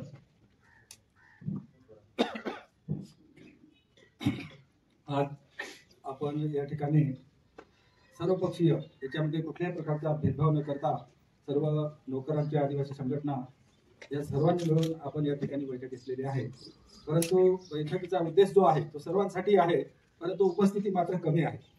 तेव्हा या मिटिंगला खास करून मार्गदर्शन करणारे आणि ज्या 13 जिल्ह्याच्या कृती समितीने ज्यांना नेतृत्व दिलेलं आहे असे आपल्या सर्वांचे आवडते नेते आदरणीय JP गावित साहेब, या मंचावरील अध्यक्ष ज्यांनी 5 दिवस पाण्यात उभं राहून तिथं चक्काजाम केलं जगात नाक्याजवळ असे आमचे मोहनराव गांगुर्डे, उपस्थित यशवंत बाबा, इंद्रजित गावित आणि सर्व पदाधिकारी आणि बंधूंनो, सर्वांनी बरीचशी माहिती दिली. परंतु मुख्य जो गाभा आहे तो आता पुढील दिशा कशी ठरवायची, केसाची माहिती दिली, धनगरांची माहिती दिली, सर्व दिली. परंतु जी पुढची जे काही आता जे काय ऍक्शन घ्यायची, आपण चक्काजाम केला, उपोषण केलं, मुख्यमंत्र्यांनी बोलावलं इथपर्यंत ठीक. परंतु मुख्यमंत्र्यांनी 8च दिवस देत होते, पण गावित साहेबांनी 15 दिवस त्यांना सवलत दिली आणि त्यानंतर इथं जे निष्पन्न काहीच नाही, आउटपुट काहीच नाही आणि म्हणून आज ही मीटिंग घेण्याची वेळ आली. अशा प्रकारच्या मीटिंगा आज पेठ तालुका, त्र्यंबक तालुका, दिंडोरी तालुका आणि कळवणमध्ये मला वाटतं चालू आहेत. तेव्हा बरेचसे आपल्या नाशिक जिल्ह्यामध्ये जो आदिवासी भाग आहे तिथं ही प्रक्रिया चालू आहे. परंतु एक आपल्याला सांगायला म्हणजे खरं वाटतंय की परवा आम्ही एक दिवशी गावित साहेबांच्या, विजयकुमार गावित यांच्या तिथं समोर एक विषय झाला की बा आदिवासींवरती जे संकट येत आहे त्यावेळेला मी बोलवतो आदिवासी आमदारांना, तर फक्त 4च आमदार उपस्थित राहतात आणि बाकी आमदार येत नाही. ही वस्तुस्थिती आहे. आणि म्हणून आज हे आमदार जेव्हा इलेक्शन येईल त्यावेळेला मात्र ते त्यांच्या मतदारसंघामध्ये फिरतील. पण आपण मतदारांनी सुद्धा लक्षात ठेवलं पाहिजे की आदिवासीसाठी भांडणारे कोण, आदिवासींच्या बरोबर राहणारे कोण, ही सुद्धा ओळख त्यावेळेला केली पाहिजे. आणि जे 25 आमदार आहेत हे आमदारांनी आतापर्यंत एक 2-4 आमदार, खोसकर साहेब, झिरवाळ साहेब, त्यानंतर लहानपे आणि भुसारा, ह्या लोकांनी हिरिरीने भाग घेतला हे आम्ही डोळ्यांनी पाहिलेलं आहे. तेव्हा ही जी केस दाखल आहे आपली दिल्लीला, त्यामध्ये झिरवाळ साहेबांनी सांगितलं की वर्गणी काढा, तर 2 लाख रुपये एका आमदारांनी वर्गणी द्यायची. तर बऱ्याचशा आमदारांनी वर्गणी दिलीच नाही आणि काही लोकांनी मात्र कबूल केलं. एवढंच झालं. तेव्हा आपला जो आंदोलन आपल्याला मोठं करायचं आहे, जे आंदोलन आपलं झालं त्याच्यापेक्षा मोठं जर करायचं असेल तर ही जागृती 13 जिल्ह्यामध्ये गेली पाहिजे आणि 13 जिल्ह्यामधला जो आदिवासी समाज आहे तो जागृत करून आपण उठवला पाहिजे. त्यासाठी सर्वांना आपल्याला कष्ट घ्यावा लागेल. आणि जे काही मी गावित साहेबांशी मगाशी थोडासा बोललो की जो आर्थिक बोजे आहे, आर्थिकच्या बाबतीत मधल्या काळामध्ये जे आपल्या केससाठी सरकारने, आदिवासी विभागाने जे काही 2-3 कोटीचं बजेट ठरवलं होतं त्यातून किती खर्च झाला, काय खर्च झाला मला ते सांगता येणार नाही. परंतु पुन्हा जर आपण सर्वांनी सोमवारी आपण मुंबईला जातोय त्यावेळेला सर्व आपले आदिवासी आमदार तर आहेतच, माजी आमदार पण आहेत, त्यापेक्षा इतर जे आपले प्रमुख आहेत, उदाहरणार्थ आपला पुरके साहेब आहेत, पिचड साहेब आहेत, त्यानंतर पद्माकर साहेब आहेत, पद्माकर वळवी साहेब आहेत, अशा प्रकारचे जुने नेते जे आहेत, अनुभवी नेते, ते पण त्या ठिकाणी राहणार आहेत. आणि आपण सर्वांनी मिळून आदिवासी मंत्र्यांना सांगावं की आदिवासींवरती येणारं जे संकट आहे याला मदत करण्यासाठी आपण आदिवासी फंडातनं, म्हणजे आदिवासी विभागाच्या फंडातनं ह्या केसला, आपल्या ह्या आंदोलनाला मदत करावी. पूर्वी ज्या आदिवासी संघटना आहेत, आदिवासी बचाव संघटना आहेत, त्या संघटनेला सरकारने मदत केलेली आहे आपल्या खात्याने. तेव्हा त्याचे जे काही जे कार्यक्रम होते आदिवासी संघटनेचे, जनजागृती वगैरे, त्याला सरकारने मदत केलेली आहे आदिवासी खात्याने. तेव्हा याही बाबतीत मी गावित साहेबांना विनंती करेन की अशा प्रकारची चर्चा आपण करून पाहायला काय हरकत आहे. तरच आपल्याला सर्व, म्हणजे आपला माणूस जागृत आहे तो खरं म्हणजे सुरगाणा तालुक्यातून पूर्ण राज्याला नेतृत्व दिलेलं आहे आदिवासींना, तेव्हा आपल्यावरती फार मोठी जबाबदारी आहे. आणि म्हणून आर्थिक बोजा आपण जो पाहतोय तर आपले लोक हे आर्थिकदृष्ट्या कमकुवत आहेत. परंतु जी नोकरदार मंडळी आहेत, आमच्या पाटील सरांनी सांगितलं की यथाशक्ती आम्ही जे काही करतो ते नोकरदारांनी ते करतीलच. परंतु तरीही मला वाटतं की मोठं जर आंदोलन करायचं असेल तर आपल्याला म्हणजे पूर्ण जागृती करून आर्थिक फंड कसा उभारता येईल याच्यावरही सारासार विचार करून आपण एकदा सरकारला धडा शिकवण्यासाठी आपण मोठं आंदोलन करावं. आणि संबंध ह्या आंदोलनाचं नेतृत्व कॉम्रेड जे.पी. गावित साहेबांनी करावं, अशा प्रकारची आपण त्यांना विनंती करून माझे दोन शब्द संपवतो. संवर्ग आंदोलनामध्ये सर्वात जास्त शिक्षक नियुक्ती असलेल्या मुलांचा सहभाग जास्त होता आणि त्यामुळे जे पेसामध्ये सिलेक्टेड पोरं होती ती तिथं आंदोलनाला सपोर्ट करत होती. पण काही जे पोरं होती पण ती शिक्षकास पात्र नव्हती त्या यादीमध्ये, पण त्या पोरांचाही सोशल मीडियामध्ये मोठा विरोध होता. जॉलीबाई, त्यामुळे ह्या आंदोलनाच्या प्रती समाजामध्ये काही गैरसमज पण पसरवले गेलेत आणि त्या गैरसमजामुळे हे आंदोलन कोणाला तरी श्रेय देण्याचं आंदोलन आहे. आणि म्हणून त्यामुळे त्या आंदोलनाला त्यानंतर तिसऱ्या चौथ्या दिवशी थोडासा दुसऱ्या पद्धतीने हे झालं. तर मित्रांनो, 17 संवर्गाचा जो विषय आहे, आता हा विषय जरी सुप्रीम कोर्टमध्ये असला परंतु सुप्रीम कोर्टमध्ये 17 केडर्स पैकी सर्वात पहिले ऍफिडेव्हिट फक्त 8 केडर्सच दाखल झाले. ज्या दिवशी मुख्यमंत्री महोदयांनी बैठक घेतली त्या दिवशी फक्त 8च केडर्सच ऍफिडेव्हिट दाखल झालं होतं. त्याच्यानंतर उर्वरित जे 10 केडर्स होते त्याच्यामध्ये शिक्षक राहून गेला होता. हे ऍफिडेव्हिट दाखल झालेलं आहे. परंतु विषय आता फक्त 17 केडर्स आदिवासी पेसा भरती पुरता नाहीये, तर ही जी केस झालेली आहे ह्या केसमध्ये ओबीसीचा जरी या पाठीमागे ताकद असली परंतु केस करणारे आदिवासीच आहे. फक्त ओबीसीची संघटना याच्या पाठीमागे प्रेझेंटेशन करते सुप्रीम कोर्टात. आणि म्हणून ज्या काही लोकांमध्ये जे गैरसमज आहेत की जे नोकरीला लागणार आहे ते त्यांचंच आंदोलन आहे, तर समाजामध्ये याचा जो लॉस आहे आपल्या आदिवासींना इतर नुकसान काय होणार आहे. कारण ज्या ठिकाणी ही केस झाली ठाणे जिल्ह्यातल्या लोकांनी केली. ठाणे जिल्ह्यामध्ये काही अशा ग्रामपंचायती आहेत की त्या ग्रामपंचायतीचं वार्षिक उत्पन्न 50 कोटी ते 100 कोटी आहे. तुमच्या आदिवासींच्या नोकऱ्या ओबीसींना पाहिजे म्हणून ही केस करण्याचा हेतू हा ओबीसीचा नाहीये, याच्या पाठीमागचा हेतूही दुसरा आहे. कारण एकदा का 17 संवर्गामध्ये त्यांची जी केस आहे की बाबा ज्या ठिकाणी तुम्ही 25% असाल तिथं 10% आरक्षण घ्या, 50% असाल तिथे 20% घ्या आणि 100% जिथं आदिवासी रिझर्वेशन आहे तिथं त्यांना 30%ची त्यांची ऑफर दिली. आणि जर का सुप्रीम कोर्टने ह्या पद्धतीचं जजमेंट दिलं की बाबा ह्या आदिवासींना 1% नुसार आरक्षण द्या, तर ह्याच केसचा आधार घेऊन ओबीसी पुन्हा दुसरी केस करतील आणि हे आदिवासींच्या राजकीय आरक्षणामध्ये घुसतील. सर्वात मोठा लॉस आदिवासीचा इथे होतोय की आदिवासी आरक्षणामध्ये का घुसायचं आहे, तर आदिवासी आरक्षणामध्ये घुसल्यानंतर सगळ्यात जास्त उत्पन्न असलेल्या ग्रामपंचायती महाराष्ट्रात ठाणे जिल्ह्यात आहेत फक्त. आणि ठाणे जिल्ह्यामध्ये आदिवासींची लोकसंख्येनुसार तिथला सरपंच आदिवासी होतो. ग्रामपंचायतीचं उत्पन्न करोड रुपयामध्ये आहे, मोठमोठ्या फॅक्टरी लागलेल्या आहेत. त्याच पद्धतीचा धनगर आरक्षणाचा विषय तोच आहे की धनगर ज्या ज्या भागामध्ये आहेत, आज पुन्हा एरियामध्ये सर्वात जास्त धनगर आहे, सगळ्यात जास्त. आणि ज्या ज्या ठिकाणी धनगरांची संख्या आहे की धनगरांना आता धनगरांनी काल त्यांचे आपला गोपीचंद पडळकरांचं कालचं स्टेटमेंट असं आलं की आदिवासींमध्ये आदिवासी वर्ग 1 आणि वर्ग 2 करून द्यायचा.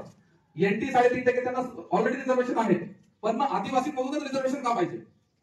त्यांचा हट्ट काय आहे, त्यांना स्वतंत्र रिझर्वेशन दिलेलं आहे आज रोजी धनगरांना, पण आदिवासींमधूनच रिझर्वेशन कशासाठी पाहिजे की आमचं तुमचं जे 7-7.5% रिझर्वेशन आहे त्याच्यातून आम्हाला रिझर्वेशन नको आहे त्यांची काळजी भूमिका. जे आमचं 3.5% आहे ते 3.5% आम्ही घेणार, पण एसटी 2 मधून घेणार. एसटी 1 मध्ये तुमच्या 45 जमाती त्यांना द्यायचं आणि सेपरेट 3.5% त्यांना वेगळं द्यायचं आदिवासी मधून. मग जर का त्यांना आदिवासी 2 मधून रिझर्वेशन दिलं सरकारने उद्या जसं की आता इथं बोलले सभापती की 2 वेळेचा जरी जी काढला तरी तुम्हाला त्याला सुप्रीम कोर्टला जाऊन करायचं आहे. आणि जर का ते लागू झालं तर येणाऱ्या विधानसभेमध्ये सुरगाणा आणि कळवण विधानसभाचा जर विचार केला तर 200 ते 300 धनगरांची संख्या आहे संपूर्ण मतदारसंघात. तरी धनगर या ठिकाणी एसटीच्या जागेवर फॉर्म भरू शकतो. त्यांना तुमच्या नोकऱ्या नको, तुमच्या योजनाही नको, त्यांना राजकीय आरक्षणामध्ये घुसायचं आहे. सर्वात महत्वाची गोष्ट याच्यामध्ये हे मोठं षडयंत्र आहे. आणि त्यानंतर पुन्हा जिल्ह्याच्या आजूबाजू आंबेगाव वगैरे हे तालुक्यात इथं आदिवासीच्या जमिनीच्या करोड रुपये किमती आहे. एक एकराची किंमत 50 कोटी ते 60 कोटी किमती झालेल्या आहेत तिथं. कारण पूर्ण ओपन झोन मध्ये गेला, येलो झोन पासून येलो झोनच्या जमिनी झाल्या ओपन झोन मध्ये गेल्या. त्यामुळे जमिनीच्या किमती एवढ्या वाढलेल्या आहेत की ह्या जमिनी जर यांच्या ताब्यात गेल्या तर ह्या ज्या बाकी जमाती आहेत, जसं आता मगाशी डॉक्टर साहेब पण बोलले की व्हॅलिडिटी देतानाचे निकष सुद्धा बाजूला ठेवले जातात. तर ह्या गोष्टीच्या पाठीमागे मोठ्या पद्धतीने राजकीय छुपी शक्ती पण काम करते. कारण आदिवासींचे जसे आता साहेब बोलले की 25 आदिवासी आमदार आहेत, 25 आदिवासी आमदार असूनही सुप्रीम कोर्टची तारीख केस लढायला एक खासगी वकील लावायला आदिवासीकडे पैसे नाही. कारण मागच्या धनगरांच्या केसमध्ये पण झिरवाळ साहेबांनी मॅक्झिमम खर्च केला, मुसार साहेबांनी काही पैसे दिले होते, बाकी आमदारांनी एक रुपया दिलेला नव्हता. आणि सुप्रीम कोर्टमध्ये करोड रुपये लागतात. तर त्याचनुसार जर पाहायला गेलं मित्रांनो तर आता ही जी लढाई आहे ही लढाई राजकीय दबाव निर्माण करण्याची लढाई सर्वात महत्वाची केली पाहिजे. कारण तोंडावर 15 ते 20 दिवसाच्या आचारसंहिता लागते आणि आचारसंहिता लागल्यानंतर आपल्याला आंदोलनही करायला हे लोक करून देणार नाही. रिझर्व्ह मतदारसंघ आहे, 25 आपल्या राखीव जागा आहे, तिथं आज कोणी आदिवासी जरी उभा राहिला तर आदिवासी निवडून जाणार आहे. परंतु उर्वरित जे 41 मतदारसंघ आहेत हे मतदारसंघामध्ये आदिवासींच्या मतावर बिगर आदिवासी आमदार होतो. आणि जोपर्यंत ह्या लोकांना जर हे आदिवासी आपल्या विरोधात गेले तर आपली विधानसभेची जागा जाऊ शकते, ही भीती जोपर्यंत बिगर आदिवासी आमदारांना निर्माण होणार नाही तोपर्यंत हे लोक सुद्धा सरकारवर दबाव आणणार नाहीत. कारण आपण आंदोलनाची दिशा आपण इथे ठरवतो. महाराष्ट्राचा संपूर्ण महाराष्ट्राचा प्रश्न आहे आणि संपूर्ण महाराष्ट्राच्या प्रश्नावर आदिवासींमध्ये हा सुद्धा मेसेज गेला पाहिजे आणि बिगर आदिवासी आमदारांना सुद्धा गेला पाहिजे. आज निफाड सारख्या तालुक्यामध्ये आदिवासींच्या मतावर आमदार होतो, आमदार बिगर आदिवासी होतो, पण आदिवासींची मतं 60 ते 70,000 आहे. निर्णायक मतदान आहे आणि हे जे निर्णायक मतदानाचे मतदारसंघ महाराष्ट्रात 41 आहेत, 25 सोडून.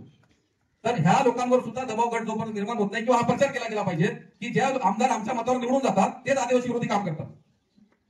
आणि का आदिवासी विरोधी काम करतात? कारण विधानसभेमध्ये 25 आमदार रिझर्व्ह 2 ओपन मधून निवडून आलेले, 27 आमदार आदिवासींचे, एक विधान परिषदेचा आमदार धनगर समाजाचा, आणि तरी सुद्धा आदिवासींच्या 25 + 2 27 आमदारांचा दबाव मुख्यमंत्र्यांवर पडत नाही. आणि हे सत्य आहे. आदिवासी आमदारांना त्या ठिकाणी कुठली किंमत दिली जात नाही आणि जातीयवाद मोठ्या प्रमाणात निर्माण केला जातोय. आणि हा आदिवासींबरोबर होणारा हा जो जातीयवाद आहे आणि ह्या जातीयवादाचा बळी हा आदिवासी समाज होतोय. कारण की ह्या लोकांना पद दिलं जातं पण पॉवर दिली जात नाही. पदावर बसवलेत पण त्यांना काहीच अधिकार दिलेले नाहीत आजची. आणि त्यामुळे हे आंदोलन आपल्याला तीव्र करण्यासाठी फक्त आदिवासी भाग तर आहेच आपला, पण 13 आदिवासी जे पेसाचा विषय आहे 13 जिल्ह्यांचा, 13 जिल्ह्यांबरोबर आपल्याला बिगर आदिवासी मतदारसंघामध्ये जो आदिवासी मतदार आहे ह्या आदिवासी मतदारांमध्ये पर्यंत सुद्धा हा विषय पोहोचवला पाहिजे की जर का उद्या हे लोक ST2 मध्ये जरी आले तरी आदिवासींचं लॉसच आहे, हा मोठा लॉस आहे. राजकीय आरक्षण पण जाणार आहे तुमचं, राजकीय आरक्षणामध्ये पण घुसतील, शैक्षणिक आरक्षणामध्ये पण येतील.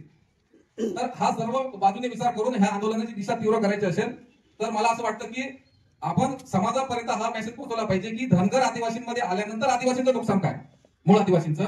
आणि पेसा संवर्गाच्या भरत्यामध्ये फक्त पेसामध्ये पात्र झालेल्या पोरांचाच विषय नाहीये, तर जे पात्रतेच्या बाहेर आहेत ना त्यांचा सुद्धा विषय घेऊन आपण या ठिकाणी आंदोलन केलं पाहिजे. कारण ही लढाई पेसाची हे पूर्ण सुशिक्षित आणि यंग मुलांची लढाई आहे. आपलं नशीब आहे की या ठिकाणी आंदोलनाचं नेतृत्व मागच्या आंदोलनाला जेपी साहेबांनी केलं, परंतु यावेळेस आंदोलन करताना आपल्या बरोबर सत्ताधारी आमदार असो की विरोधातला आमदार असो या लोकांना सुद्धा आपल्याला दबाव टाकून आंदोलनामध्ये उतरवलं गेलं पाहिजे, तरच या ठिकाणी कुठली ना कुठली ऍक्शन होईल. कारण येणाऱ्या बुधवारी आता पुन्हा कॅबिनेट होईल, कदाचित ही शेवटची कॅबिनेट राहील. यानंतर कॅबिनेट होण्याची शक्यता कमी आहे, 5 ते 6 तारखेपर्यंत आचारसंहिताची शक्यता आहे. त्यानंतर मुश्किल होऊन जाणार आणि पुन्हा इलेक्शन लागलं की प्रत्येक आमदार त्याच्या मतदारसंघात कामाला लागतात. म्हणून मित्रांनो, सरकार बरखास्त होण्याच्या पूर्वी म्हणजे आचारसंहिता लागायच्या पूर्वीच सरकारकडून स्पेशल कॅबिनेट बोलून हा विषय कायमचा संपवला पाहिजे, अशा पद्धतीचे आंदोलन करावं अशी माझी सूचना आहे. धन्यवाद. आपण आदिवासी बांधव सर्व एक समान आहेत, एक तीर एक कमान, सर्व आदिवासी एक समान. आपले पदाधिकारी असतील किंवा आपण सर्व एक समान आहोत. म्हणून मी सर्वांचे या प्रसंगी स्वागत करतो. आणि खरंच आता जे विषय मांडले खूप आधीपासून हे आपल्यावर संकट होतं आणि आपल्या तालुक्यामध्ये आधी पण आपण धनगर समाविष्ट करत होते, त्यावेळेस आपण मोर्चे काढले, तेव्हापासून सुरुवात होती. पण आता डायरेक्ट आपल्या पाणी नाकाच्या वरती आलेलं आहे. आता आपण बुडत आहोत. आता तरी आपण पोहायला तरंगायला शिकलं पाहिजे. म्हणून आज जे हे विषय इथं मांडलेत यामध्ये आपलं आंदोलन चालूच होतं. आपल्याप्रमाणे आंदोलन जी मुदत होती तिथपर्यंत झालं. पण आता असं की तीव्रपणे अजून काय आंदोलन करता येईल. पण आता जे सांगितलं साहेबांनी का त्या ठिकाणी सगळे आजी माझे आमदार बसणार आहेत, तिथं निर्णय होणार आहे.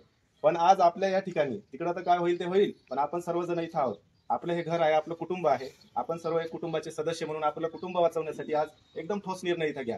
कारण कसं आहे, आदिवासी बहुल आपला हा तालुका, इथं खूप अडचणी येतात आणि तिकडं काय चालतं इथंपर्यंत पोहोचतही नाही आणि आपल्याला एकदम गृहीत धरलं जातं. तर मला तरी असं वाटतं की आपले जे पदाधिकारी आंदोलन करतात तर त्या ठिकाणी जे उपोषण झालं, उपोषणाची दखल घेतली गेली, पण बघा एकदम दुर्लक्षित केल्यासारखं पूर्ण दुर्लक्ष केलं आणि विषय सुद्धा काढत नाही. ती मुदत संपून गेली तरी मुख्यमंत्र्यांसकट सर्वच मंत्री.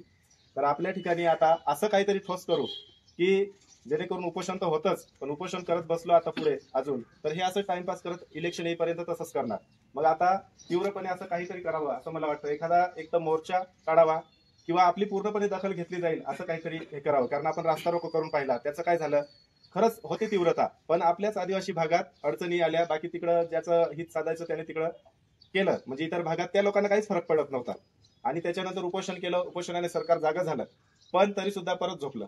म्हणून या वेळेस आपल्याला पुन्हा त्यांना असं जागा ठेवायचं तर कायमचे जागे राहिले पाहिजे. अशा प्रकारे आता या मीटिंगमध्ये मी सर्वांना विनंती करतो की जेही मुद्दे असतील ते मांडा आणि आपल्या पद्धतीनं एक पदाधिकाऱ्यांनाही विनंती करतो की असं तीव्रपणे, बरं का, वेळ नाही आहे, साधारण महिनाभरात हे पुढे इलेक्शन लागून जाईल आणि पुन्हा हे विषय राहून जातील आणि जे काही जी आर आचारसंहिता लागल्यानंतर आपल्यालाही काही पर्याय राहणार नाही. म्हणून आज सर्व पक्षीय, सर्व सामाजिक, सर्वच आपण जमलो. तर या बाबतीत आपण ठोस असा निर्णय घ्यावा, हीच माझी भूमिका आहे. आणि आपल्या सर्व आदिवासी बचाव अभियान असेल, आदिवासी एकता परिषद असेल, शिक्षक संघटना याच्या मार्फत मी मांडतो की आपण सर्वजण आज इथं आहोत ना, आजच ठोस निर्णय झाला पाहिजे. आणि पुढचं धनगरांच्या विरोधात आपण कोणती भूमिका घ्यायला पाहिजे, भूमिका तर आहेच, पण त्या बाबतीत आता ठोस निर्णय घ्यायचा. पुन्हा आपला आदिवासी जी पेसा भरती होती, या पेसा भरतीमध्ये आपण आता एक विषय मांडतो इथं की आपले मराठा आरक्षण होतं, त्यांना आश्वासन दिलं, ते गेले तिथं, त्यांना मान्य झाल्या, जाऊन गुलाल उधळले, तिकडे सत्कार झाले आणि आता ते तसेच रखडवले. तर आपलं पण झालं होतं, आपल्या ठिकाणी तिथं झालं आणि त्या ठिकाणी गेल्यानंतर मागण्या मान्य झाल्या, आपण आनंद झाला आपल्या मनाला. पण म्हणून आपण सर्वजण खरंच खूप चांगल्या प्रकारे संयमाने घेतलं की आनंद साजरा करायचा नाही. कारण अजून आपले बांधव जे ज्यांच्या हातात आदेशच मिळाले नाही, आपल्या मागण्याच मान्य झाले नाही, यांच्या त्या खोट्या आश्वासनावर खुश व्हायचं नाही आपण. म्हणून आपण त्यांचं ते सगळेजण शांत राहिलो नाही तर अजून त्यांना खूप मजा वाटली असती. आनंदी झाले, घरी गेले, बस झालं. तर अशा प्रकारच्या अजिबात होऊ द्यायचं ना. आपण आनंद साजरा केला नाही, इथंच जिंकलो आपण.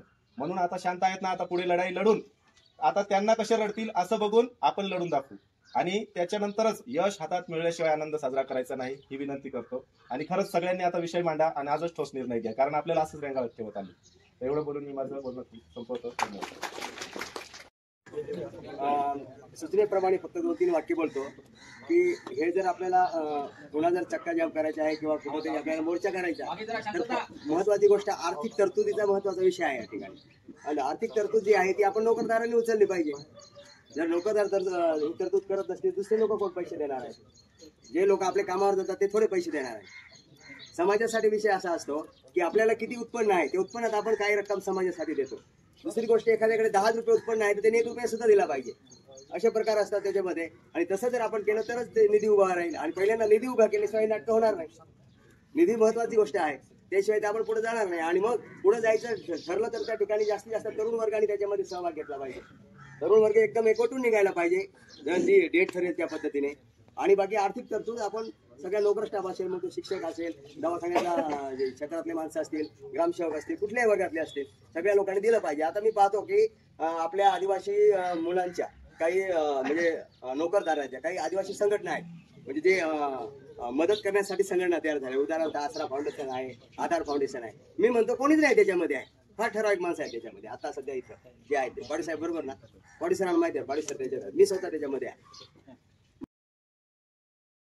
असंही सांगतो. अजून कोणी त्याच्यामध्ये 200 रुपये एका महिन्याला वर्गणी देतो आपण, की जे आदिवासी लोकांसाठी खर्च करायची असते. कोणी त्याच्यामध्ये सहभाग घेत नाही. जेव्हा आपण आर्थिक निधी जमा करत नाही आपल्या समाजासाठी, तेव्हा मग शेवटी काही गोष्टी करणे अवघड आहे. आणि म्हणून आर्थिक तरतूद आपण करण्यासाठी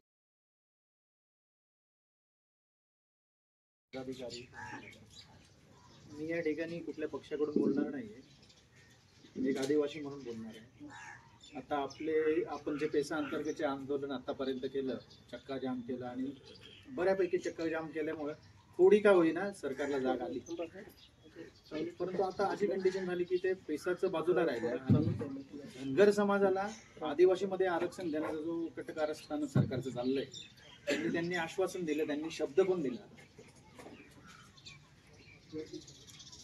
या सरकारने धनगर समाजाला आदिवासीमध्ये आरक्षण देण्याचं आश्वासन दिलं, शब्द दिला आणि तसं पत्रक पण काढतील. आता आपल्याला पुढे माहितीच पडणार आहे. पण या संदर्भात आपल्याला याच्या विरोधात तीव्र आंदोलन करण्याची फार गरज आहे. आता मागचं आंदोलन जे झालं ते तीव्र स्वरूपात होतं, चांगलं रॅलीज काढल्या, चक्का जाम केलं, सगळ्या गोष्टी केल्या आपण. पण त्या कुठंतरी पोकड्या पडल्या असं मला वाटतं. आपण जे काही गोष्टींमध्ये आपण काही इमर्जन्सी सेवा किंवा सरकारी कर्मचारी किंवा तहसीलचे कर्मचारी यांना कुठेतरी आपण चक्का जाम करताना सोडून दिलं आणि अडवलं कोणाला? आपल्या लोकांना. जे काम करणारे लोक आहेत त्यांना आपण अडवलं. त्यांना अडवून आपल्याला सरकार काही करणार नाही. आपल्याला कुठलीच सरकारकडून मदत नाही होणार. आपल्याला सरकारी कर्मचारी अडवणं गरजेचं आहे असं माझं म्हणणं आहे. दुसरी गोष्ट, आता धनगर समाजाचं जे आपण करणार आहे त्याचे जे काही आंदोलनाचं जी दिशा असेल ती मला वाटतं मी येण्याच्या आधी थोडंफार डिस्कशन झालं असेल त्याच्यावरती, तर ती दिशा ठरवून आणि सगळ्या गोष्टी तर करायच्याच आहे आपल्याला. चक्काजाम करायचा आहे, सरकारला वेठीस आणायचं आहे. जोपर्यंत आता मध्येच माझे मित्र बोलले की जोपर्यंत सरकारला जाग येत नाही, जोपर्यंत सरकार आपल्या या आंदोलनाला दिशेला पाठिंबा देत नाही, जोपर्यंत आपल्या मागण्या मान्य करत नाही, तोपर्यंत हा चक्काजाम चालू ठेवावा असं मला वाटतं. आणि दुसरी गोष्ट, एकच माझी ही सगळ्यांना विषय माहित आहे. आपल्यावरती हमेशा त्या ठिकाणी आदिवासी समाजावर मोठा अन्याय होतो, त्याचा भरती सगळ्यांना माहित आहे. परंतु गाईस साहेबांनी मोठं स्टँड घेतलेला आहे. तरी झोपलेला होता, परंतु काही क्षणापुरती तो त्या ठिकाणी उठलेला होता. सरकार आणखी पुन्हा झोपलेला आहे. एकच मागणी आहे की गाईस साहेबांना मी सांगणार की हे ठिकाणी सुरगाण्याचाच प्रश्न नाही किंवा गाईस साहेबांचाच प्रश्न आहे. संबंध महाराष्ट्रातील जेवढे माजी आमदार, खासदार किंवा शैक्षणिक, राजकीय, आर्थिक, सामाजिक सर्व क्षेत्रातील एकत्र जर महाराष्ट्रामध्ये आपण जमलो तर नक्कीच सरकार झोपेतून उठणार आणि आदिवासी जी पेसा भरती आहे किंवा आदिवासीवरती जो होणारा अन्याय आहे, त्याचबरोबर जो आता धनगरांचा प्रश्न आहे, मागे पण 2014 मध्ये स्वतः मी तेव्हा पुण्याला होतो, पुण्यामध्ये आम्ही स्वतः त्या ठिकाणी आंदोलन केलं आणि सुरगाण्यामध्ये पहिला या ठिकाणी मोर्चाचा आधी होतो, गावी साहेब त्या ठिकाणी होते. म्हणून मोर्चा जर त्या ठिकाणी आपल्याला सक्सेस करायचा असेल गावी साहेब, तर आपल्याला त्या ठिकाणी संबंध महाराष्ट्रातून 13 पेशा जिल्ह्यातील सर्व आदिवासी लोक समाज एकत्र करून त्या ठिकाणी चक्काजाम झाला आणि जोपर्यंत आपली मागणी त्या ठिकाणी पूर्ण होणार नाही, तोपर्यंत आपण जर माघारी घेण्याचा प्रयत्न नाहीच केला तर नक्कीच त्या ठिकाणी आपल्याला गावी साहेबांना मी सांगतो की नाही, नक्कीच भेटेल. परंतु जोपर्यंत कागदावर लेखी येत नाही तोपर्यंत त्या ठिकाणी आपण मागेच फिरायचं नाही. हे म्हणतात की तुम्ही 8 तारखेला देतो, आपण दिली त्यांना 15 तारीख, बरोबर? हे फसवण्याचं काम झालं. हे तोंडी आश्वासन आपल्या सर्वांना माहित आहे. परंतु आपण हक्काची आदिवासी आहेत, बरोबर? मग किती वेळा आपण आंदोलन केले, हे म्हणतात तुम्हाला ते. आता लिंगायत समाजाला, धनगर समाजाला, बंजारा समाज उठसूट त्या ठिकाणी प्रत्येक जण आदिवासीचं हक्काचं त्या ठिकाणी ताटातलं खाण्याचं बघतात, बरोबर? आपण स्वतः त्या ठिकाणी अस्तित्व आहे म्हणून त्या ठिकाणी आपण सर्वांनी एकजुटीने ताकद निर्माण केली आणि मुंबईमध्ये जर चक्काजाम केला, जोपर्यंत आपल्या मागण्या मान्य होत नाही तोपर्यंत त्या ठिकाणी आपण कधीही माघारी घ्यायची नाही. तर त्या ठिकाणी आपल्याला नक्कीच न्याय मिळेल अशी मी त्या ठिकाणी गावी साहेबांना विनंती करतो. तुम्ही पुढे राहा, आम्ही तुमच्या पाठीमागे आणि हमेशा मी तर राहतो. मी माझं वैयक्तिक सांगतोय, आज मी त्या ठिकाणी पेशा क्षेत्रातील आदिवासी विद्यार्थी शिक्षक भरतीसाठी आम्ही पात्र ठरलोय. परंतु आज सुद्धा त्या ठिकाणी शासनाने पालघर जिल्ह्यासारखी जी ओबीसी समाज यांनी त्या ठिकाणी कारस्थान राहून त्या ठिकाणी इतर समाजाची नोकर भरती होते आणि आदिवासी वरती त्या ठिकाणी का बरं नोकरी होत नसेल? ही 27 आमदार आहेत ना तिकडे, 25 आमदारांनी निधी उभा केला तर काय हरकत आहे? गरिबांकडून घेता, आता बोलू नाही त्या गोष्टी बोलता. तुम्ही रस्त्याचे पैसे खाता, तुम्ही कॉन्ट्रॅक्टरकडून पैसे घेता, पण निधी उभी करा ना. या जनतेची जेव्हा आहे, आदिवासीची जेव्हा तुम्ही मोठे आहात, आम्ही 27 लोक तुम्ही तिथे बसले त्यासाठी. मग या 27 लोकांनी निधी उभा करा, पैसा पाठवा. जिथे आपल्या आदिवासी लोक प्रोफेशनल बसतात तिथं तुम्ही फक्त भवाड्यात तसं काही फिरायला येतात आणि निघून जातात. आणि दुसरी गोष्ट साहेब, काही साहेब तुम्हाला एक विनंती करतो की आपल्या कार्यक्षेत्रामध्ये आता मेंढरे यायला तयार झाले या लोकांचे, धनगरांचे कार्यक्षेत्रामध्ये आपल्या जमिनीत हे लोक मेंढरा बसवतात आणि वरून आपल्याकडून पैसे घेतात. आपल्या कार्यक्षेत्रामध्ये मेंढरे यायलाच नको. पूर्वजांनी काही इंग्रजांना सांगितलं होतं सायमन परत जा, तसं हे धनगर परत जा एकदा इथून आमच्या कार्यक्षेत्रात येऊ नका. आमच्या जीवावर तुम्ही मोठे व्हा, आमच्या शेतात तुमची मेंढर हे करून मोठे होतात, आमच्याकडे येऊच नका ना, असं माझं मत आहे. आणि ह्या 27 आमदारांना माझी विनंती आहे की तुम्ही मोठे झालात ना, तुमच्याकडे आता बोलू नये ह्या गोष्टी. एवढी संपत्ती आहे तुमच्याकडे, अरे आदिवासीसाठी खर्च करा. तुम्ही आदिवासीचे आमदार आहात ना, मग करा. तुम्ही रस्ते खड्ड्यात गेले, काय डॅम खड्ड्यात गेले, कुठे गेला तुमचा पैसा? सगळा कॉन्ट्रॅक्टर तुमच्या हातात, मग तुम्ही द्या ना आदिवासीसाठी आता. का मेंढरावाडीच तुम्ही तिथे खाली मान घालून बसता का तिथं? मग या गोष्टी त्यांनी केल्या पाहिजे सर. ठीक आहे. त्यानंतर आदिवासींची पेसा नोकर भरती झालीच पाहिजे. आदिवासींच्या आरक्षणामध्ये धनगरांना घुसवणाऱ्या सरकारचं करायचं काय? सर्व कर्मचारी असतील किंवा राजकीय पदाधिकारी असतील यांनी जे मार्गदर्शन केलं आणि काही आपण सूचना केल्या, त्या सूचना या ठिकाणी वाघमारे सरांनी लिहून घेतल्या. आणि येतं जे काही आंदोलन आहे ते आंदोलन आपल्याला कोणत्या ना कोणत्या प्रकारचं पण मोठं असं भव्य हे असं आंदोलन आपल्याला करावं लागेल. याच्यामध्ये एक तर मग पुन्हा लॉंग मार्च निघू शकतो किंवा पुन्हा आमरण उपोषणाला या ठिकाणी बसू शकतात किंवा कोणता तरी एक म्हणजे हा आग्रा नॅशनल हायवे किंवा तो अहमदाबाद नॅशनल हायवे तलासरी होऊन जातो, ते दोन्ही पैकी मोठाले नॅशनल हायवे हे असे म्हणजे फार दीर्घकाळपर्यंत बंद वगैरे केलं, असं मोठं आंदोलन केलं तर हे पुढे आपल्याला शक्य आहे. हे नागझरी फाटा किंवा पेटला रस्ता वाढवून कोणीही आपल्याला या ठिकाणी विचारत नाही. उपोषणाला बसले तर म्हणजे बऱ्याच व्यक्ती तरी कोणी म्हणजे ढुकलून पण पाहत नाही. इथपर्यंत अशी म्हणजे शासनाची अवस्था आहे. म्हणून आपल्याला जेही काही करायचं आहे ते सगळे नेते मंडळी या ठिकाणी ठरवतील आणि फार मोठ्या त्याचं स्वरूप असेल, त्याची स्वरूप फार मोठा असेल. या राज्य शासनाला तर दखल घ्यावीच लागेल, पण केंद्र शासन पण त्याचा विचार करेल, मोदी पण यांना विचारणा करतील की अशा पद्धतीचा आदिवासी समाज या ठिकाणी का रस्त्यावर उतरलेला आहे. ही जोपर्यंत केंद्राला मोदीला त्या ठिकाणी विचारायला अशी दखल घ्यायला आपण भाग पाडत आहे तोपर्यंत आपलं आंदोलन सक्सेस होणार नाही. आणि राहिला विषय निधीचा, तर आपल्याला हे जे काही आता आपण ठरवलं सगळ्यांनी सूचना केली त्याप्रमाणे केलं तर आपण आपल्या तालुक्यामध्ये 1-2 कोटी रुपये आपण या ठिकाणी सहज उपलब्ध करू शकतोय. आणि आपण उपलब्ध केले, सुरगाण्याने सुरुवात केली की मग पेठ सुरुवात होते, हरसूल होतोय आणि मग दिंडोरी कळवून मग बाकी महाराष्ट्रात पसरतोय. अशा पद्धतीनं मित्रांनो आपल्याला तयारी करावी लागेल. मागच्या 28 तारखेच्या आंदोलनाला त्या मीडियावाल्यांना 1 लाख रुपये रोख आम्ही दिले आणि जेवण दिलं, तेव्हा 2 चॅनलवाल्यांनी 2-2 मिनिटाच्या बातम्या दाखवल्या त्या. अशी अवस्था ही मीडियाची आहे. म्हणून आपलं फार ते दाखवतील, आपलंच भरभरून चालतील अशा आपल्याला त्या ठिकाणी कोणी भ्रमात राहता का म्हणे आपल्याला त्या ठिकाणी त्यांना द्यावं लागेल. आणि ते देण्यासाठी सगळं आपलं जर हे जगाला दाखवायचं असेल, देशाला दाखवायचं असेल आदिवासींवरचा अन्याय, तर आपल्याला या ठिकाणी आर्थिक फार मोठा या ठिकाणी जमा करावं लागेल.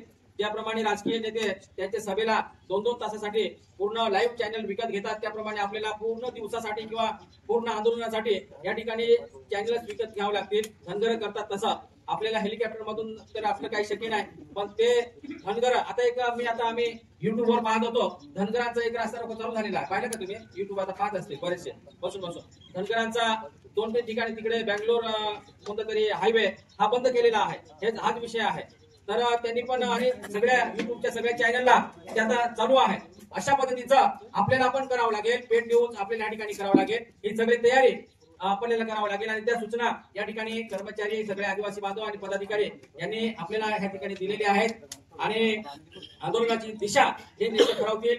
आणि ज्यांनी या आंदोलनाचं नेतृत्व केलं असे गावित साहेब, चिंतामण काका आणि भास्कर शेठ अजून त्यांना बरेचसे अजून महाराष्ट्रात येऊन मिळतील. त्यांनी या ठिकाणी अजून पुढे नेतृत्व सक्षम करावं आणि त्यांच्या मागे आपण सर्व आदिवासी बांधवांनी या ठिकाणी खंबीरपणे आर्थिक सह उभं राहावं. अशा पद्धतीचं आपल्याला या ठिकाणी गावागावात नियोजन करायचं आहे.